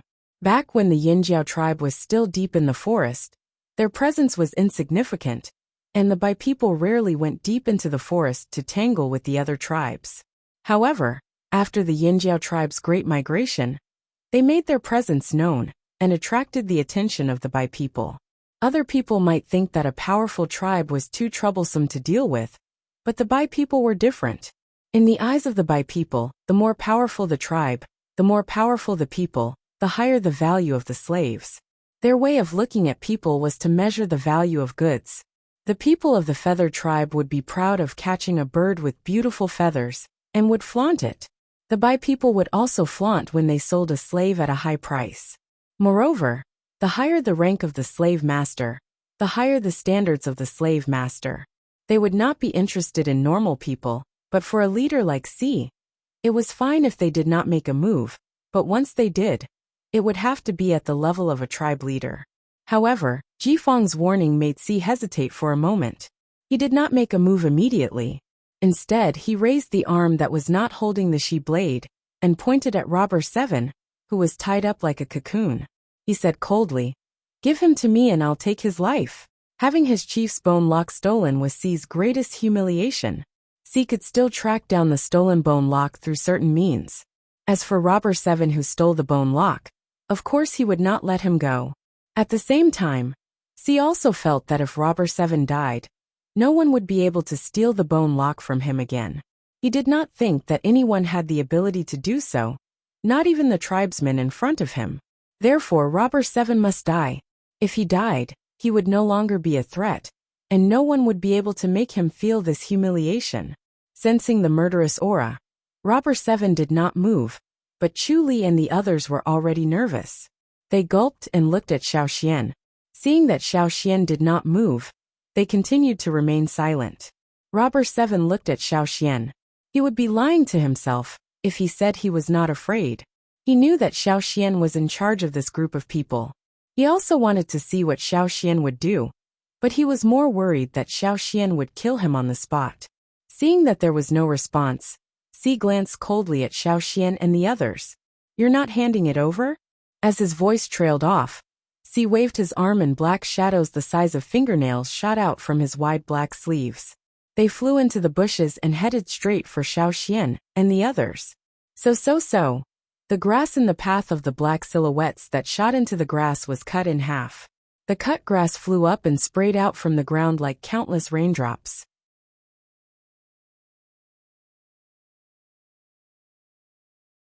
As for the black silhouettes that were thrown out, they crashed into the ground not far from Xiao Xian and the others. Si's action was the signal to attack. Xiao Xian raised his saber. "Ganxia, watch Robber Seven. Don't let him die so easily. As for you guys," Xiao Xian glanced at Mu Fa, Chu Li and the others. "Don't die so easily." Chu Li, Lu Zhai, Ci Du and Mu Fa, who had led the team through countless trials and tribulations, were speechless. The difference in treatment was a little frustrating. Although Xiao Xian had told them to protect themselves, they were the leaders of their respective tribes. How could they be willing to do that? How could Ganxia take on 6 of them by himself? Although the moon wasn't very bright, with the combination of moonlight and starlight, with everyone's eyesight, they wouldn't go blind even if it wasn't as bright as the day. Ganxia's night vision was far better than others, and even Ci Du, Chu Li and the rest had trained themselves to hunt at night after many hunts with the flaming horns. In the forest, The beasts wouldn't let them go just because they couldn't see well at night. Tonight's moon and starlight were much brighter than when they were in the forest. At least they weren't obstructed by the towering trees. Moreover, not all of the Bai people had good night vision. Their movements were also limited in the dark. After receiving C's signal, the 6 black-clothed men around him moved swiftly. They flung out the chains in their hands with brute force and agility. At the same time, there were threads that were not much thicker than a strand of hair. Together with the chains, these threads were easy to overlook. However, it was these threads that made the chains seem alive, releasing even more lethal force. If traps were to be described as interlocking, then these threads and chains were 2 of the most important factors for the Bai slave masters to set up their traps. This group of Bai people with a long history of slave trading were all experts in knots and ropes. Therefore, they couldn't miss a single detail or movement. Robber 7 was so happy that he wanted to set off firecrackers. Ha ha ha. It's starting. It's starting. However, in order to minimize his presence, Robber 7 had to suppress his excitement. He no longer looked at the sky and pretended to be a philosopher. He observed the battle with great interest and looked for an opportunity to escape. He didn't want to stay. Even if Xiao Xian had no intention of handing him over to sea, Robber 7 didn't think he would have a good ending if he fell into Yin Jiao's hands. It was safer to escape. Mu Fa paid close attention to the strings and chains, silently calculating the strengths and weaknesses of both sides. He thought to himself, C's subordinates are indeed as frightening as the rumors say. Not only are they strong, their teamwork is flawless, and their ability to predict and analyze is also impeccable. Perhaps before they even make a move, they have already formed an intricate net in their minds, and the few of us are the prey that this net is trying to capture. Chu Li flicked his wrist. A round shield the size of 2 adult palms slid from his forearm to his wrist. He had asked Yin Jiao to help him get it made with Yin Jiao's new bronze. As the totemic patterns on Chu Li's body deepened, his entire body inflated. His palms and even his fingers grew in size. The round shield, which was originally slightly bigger, was now just right. Ci Du and Lu Zhai also picked up their weapons. Gan Xia was the only one who stood there barehanded. He didn't have any weapons on him. It was as if he couldn't feel the danger in front of him. Judging from his attire, he looked more like a leisure traveler. He was similar to many of the adventurers in the mainland. The chains plunged into the ground with a loud thud. The 3 men in black tugged at the chains. The arrowhead at the front of the chains had barbs, tearing up the soil and grass on the ground. The 3 men in black borrowed the force of the pull to leap forward. Clang, clang, clang. The chains seemed to have eyes of their own. They suddenly changed directions midair and chased after Chu Li and the others. Like a snake that had finally bared its fangs, it was about to hunt its prey. Once bitten, even if it was just a single bite, it would be close to hell. Both of Chu Li's feet stomped on the ground as he retreated rapidly. Looking at the sharp end of the chain that was less than half an arm's length away from his feet, he couldn't help but break out in cold sweat. If his reaction had been just a little slower, or if he hadn't retreated far enough, his entire right foot would have been nailed to the ground. He glanced at Gan Xia from the corner of his eyes. He was still the same. Gan Xia's expression didn't change at all. He stood there silently like a lifeless stone pillar. Chu Li was impressed by Gan Xia's determination.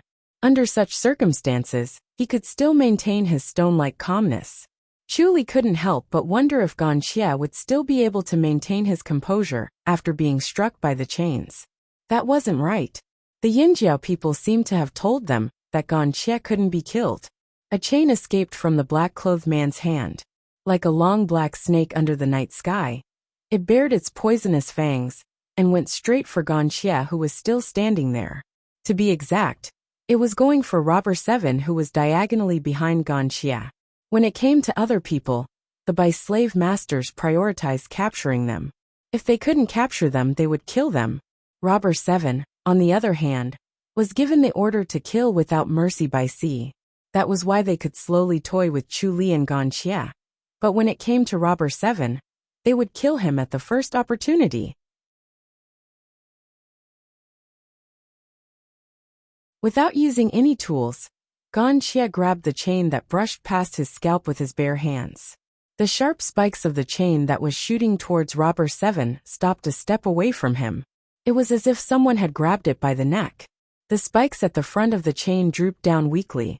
On the other end, the black-clothed man tugged at the chain. It wouldn't budge, but he didn't panic.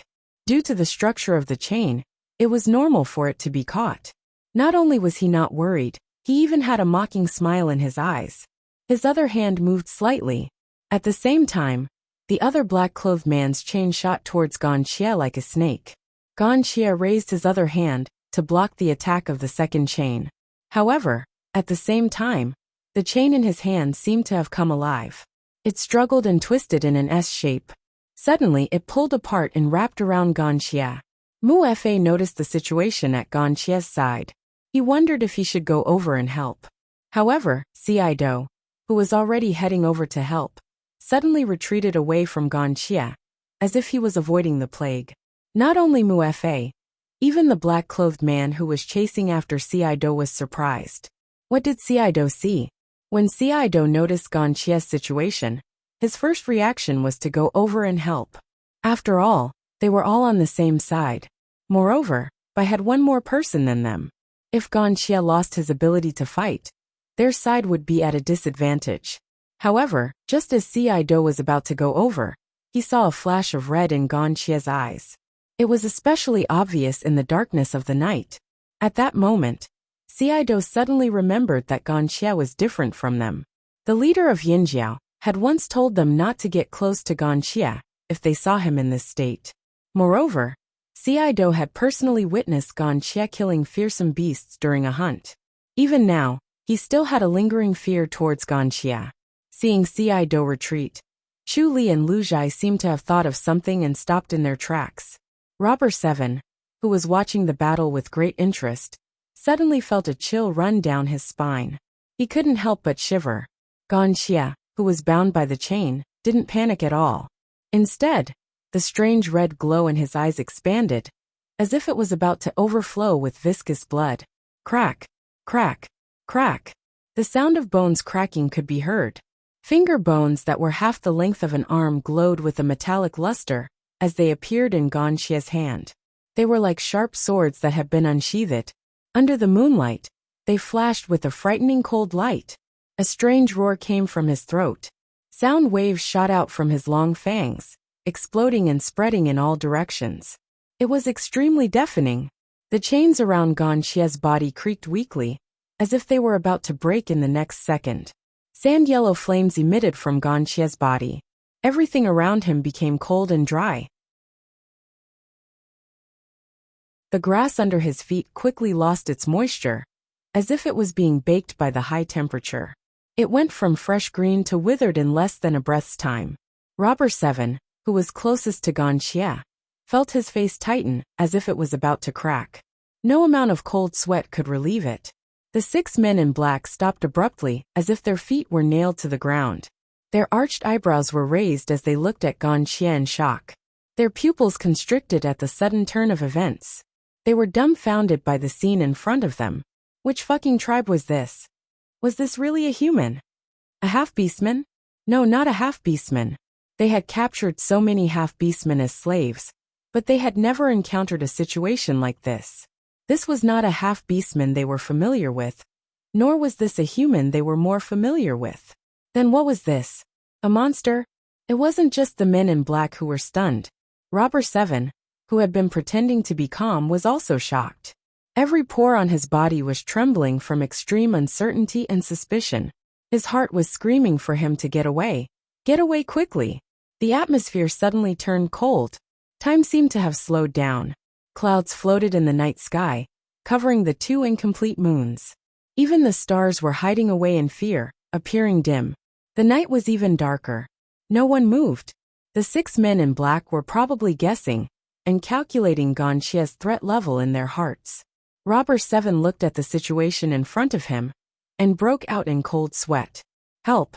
Another monster! He suddenly wanted to blow the whistle for help. Being demoted was better than losing his life. But if he blew the whistle here, would the other robbers be able to hear him? In order to better escape with the chief's bone lock, Robber 7 purposely chose a route with fewer people. He was afraid that even if he blew the whistle until the end, no one would come to save him.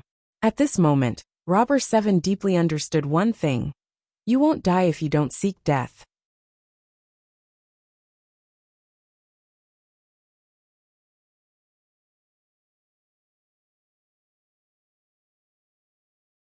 Chapter 822. Robber 7's eyes darted around as he heard the sounds of battle from Xiaoxian's side. He wanted to look in that direction, but his neck didn't seem to listen to him. Perhaps it was his natural reaction. He had to pay attention to the person closest to him, who could threaten his life. For example, the strange man with sharp claws and fangs. Crack! Crack! One of the chains around Ganxia's body was broken by the force of the pull. This seemed to have triggered a chain reaction. Crack! Crack! Crack! A series of cracking sounds erupted in a short span of time. The metal chains around Ganxia's body snapped into small pieces and scattered on the ground. The sand-yellow flame around Ganxia's body seemed to have been pushed away by the shockwave. Countless pieces of grass that flew into the air dried up and fell to the ground like sand. Ganxia's breathing sounded like a blood-soaked beast swallowing flesh and blood. The red glow in his eyes intensified. His hard and sharp finger bones were like 10 high-quality knives as they scratched against the chains. Sparks flew everywhere as they made a sharp sound. The 6 men in black weren't the only ones who were stunned. Even Si-Du and the others who thought they knew Ganxia better were stunned. How were these human fingers? It wouldn't be an exaggeration to say that they were made by a master craftsman. Otherwise, how could they create such an effect? Ganxia firmly held onto the broken chains that were trying to escape. He pulled back and pulled one of the men in black towards him. Before the man could escape, Ganxia's fingers were already around his neck. He looked like he was going to bite him, but before he could do so, he seemed to have smelled something unpleasant. He threw the man away in disgust as if he was throwing away trash. The man in black who was thrown away crashed into the forest not far away. He broke a few tree trunks that were as thick as a man and fell to the ground. He slid across the grass for a long time before he stopped. He let out a painful cry and couldn't get up for a while. Ganxia's blood-red eyes didn't even look at whether the man in the forest was dead or alive. He turned and looked at the other man in black. Looking at those blood-red eyes, the man in black's hand that was holding onto the chains trembled. After the clattering of the chains, there was a loud crash, followed by a short scream. Si's eyes flickered, but he did not divert his attention to that direction. Instead, he sprinted towards Xiaoxian. His black robe fluttered as he dashed forward at high speed, shattering countless bits of grass that were flying in the air. The distance between Si and Xiaoxian was not too far. Si's movements were peculiar. Even though he was wielding a long-handled broadsword, he seemed to be gliding over the grass as if he was weightless. Si waved his arms. The long cross-hilted biscuit that resembled a beast's fangs drew an arc in front of him.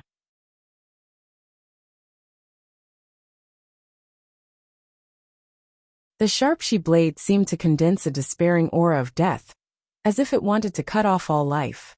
In the blink of an eye, it arrived in front of Xiaoxian. The icy aura of the blade came straight at Xiaoxian. The sound of the wind breaking was strangely sharp, piercing to the ears.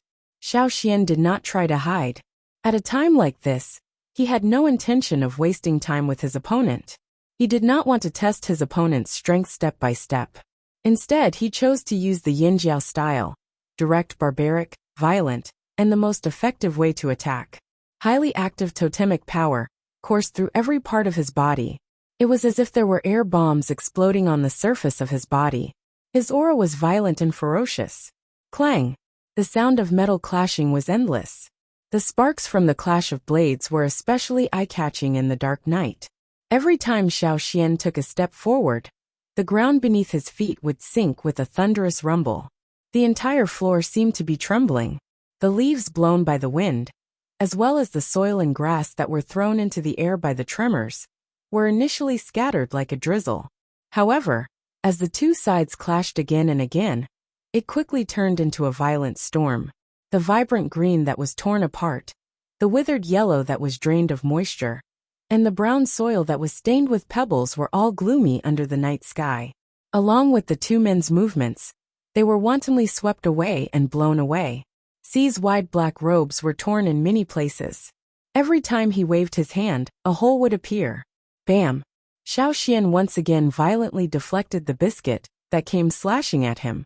Xi used the momentum to retreat. In the brief moment of respite, Xi's eyebrows were raised like the other men in black. He panted quickly, his narrowed pupils flashing with suspicion.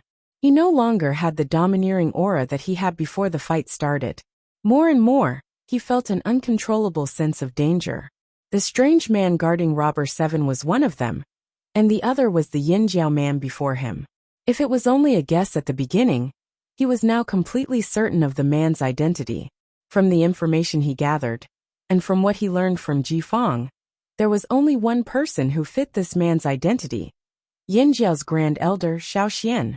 Even though Xi already knew from Ji Fang that Xiao Xian was a dangerous character, the information he heard and understood was far more profound than experiencing it firsthand.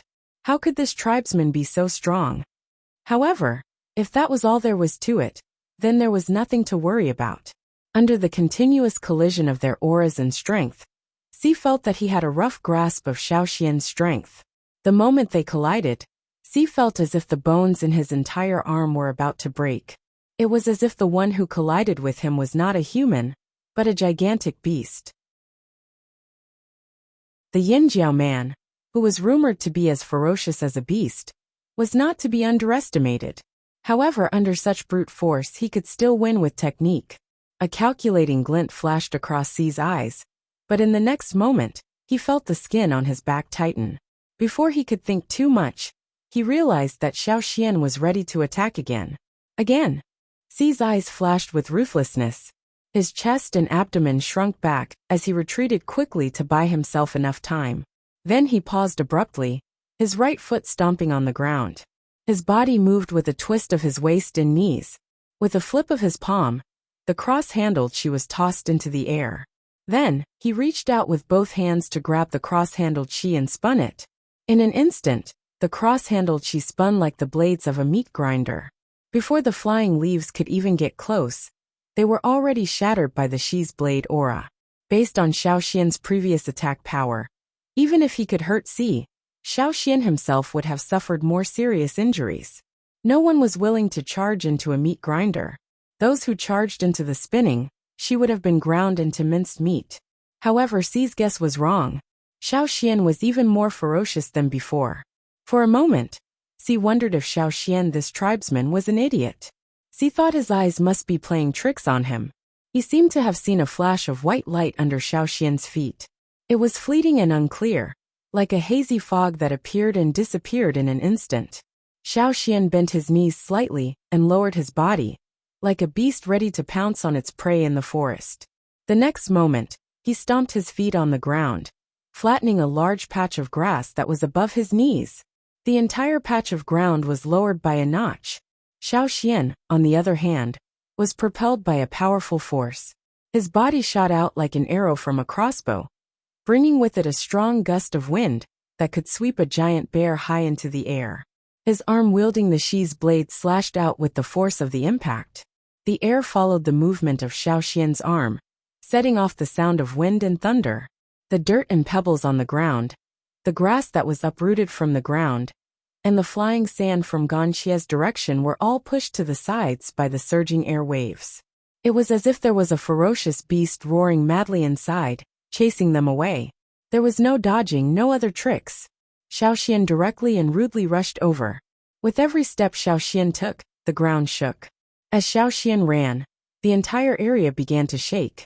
It made Xi feel as if he was stepping on waves, unsteady on his feet.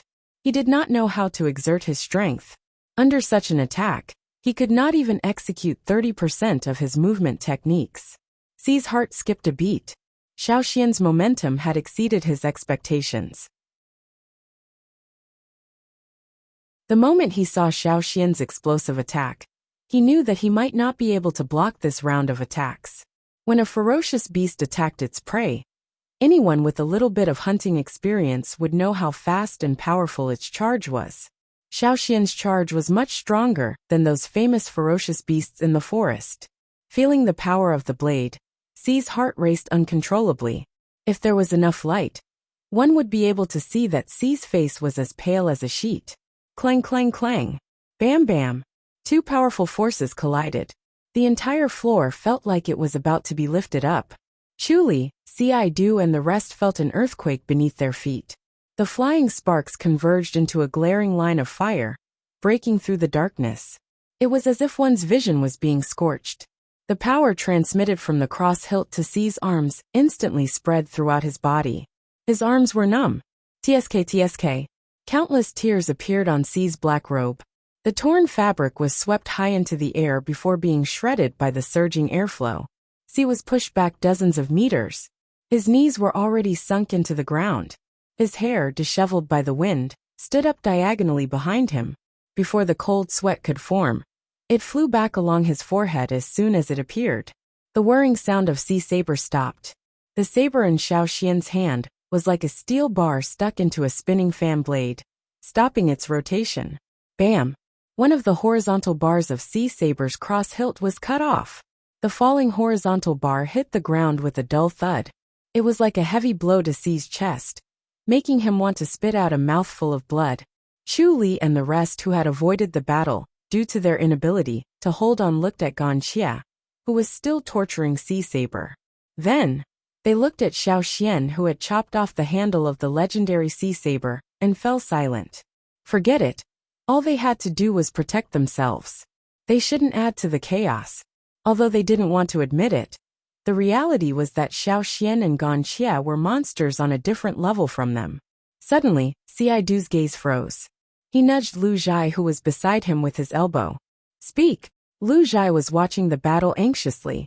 He was startled by Cidu, so his tone was naturally unpleasant. Although there was no need for them to interfere, it was always good to be on guard. He didn't want to listen to Cidu's nonsense. Look over there. Cidu pointed at a spot not far behind Gan Xia. Lu Zhai was about to take a quick glance before retracting his gaze. However, when he looked over, his eyes widened in disbelief. He stared hard for 2 seconds before stuttering. Where is he? Chu Li and Muefei also looked over in confusion. They were equally stunned. All they saw was a cocoon-like ball of rope on the rock where Robber 7 was placed. However, Robber 7, who was originally tied up inside, was nowhere to be seen. They thought that Robber 7 had hidden his head away, so when Gan Xia was almost done torturing C's saber, they took the opportunity to take a closer look. There was no one. It's empty, Chu Li exclaimed. Looking around, Robber 7 was nowhere to be seen. Gan Xia, who was in the midst of torturing C's saber. Where was that little thief? You're tuning in to the Li Mei's Wuxia Whispers YouTube channel. We're so grateful for your support, and don't forget to subscribe to join us on this incredible journey through captivating stories. Your generosity through donations truly makes a world of difference, as it's the primary source of revenue that allows me to expand and enhance this channel for you. Thank you from the bottom of my heart for being a part of this adventure.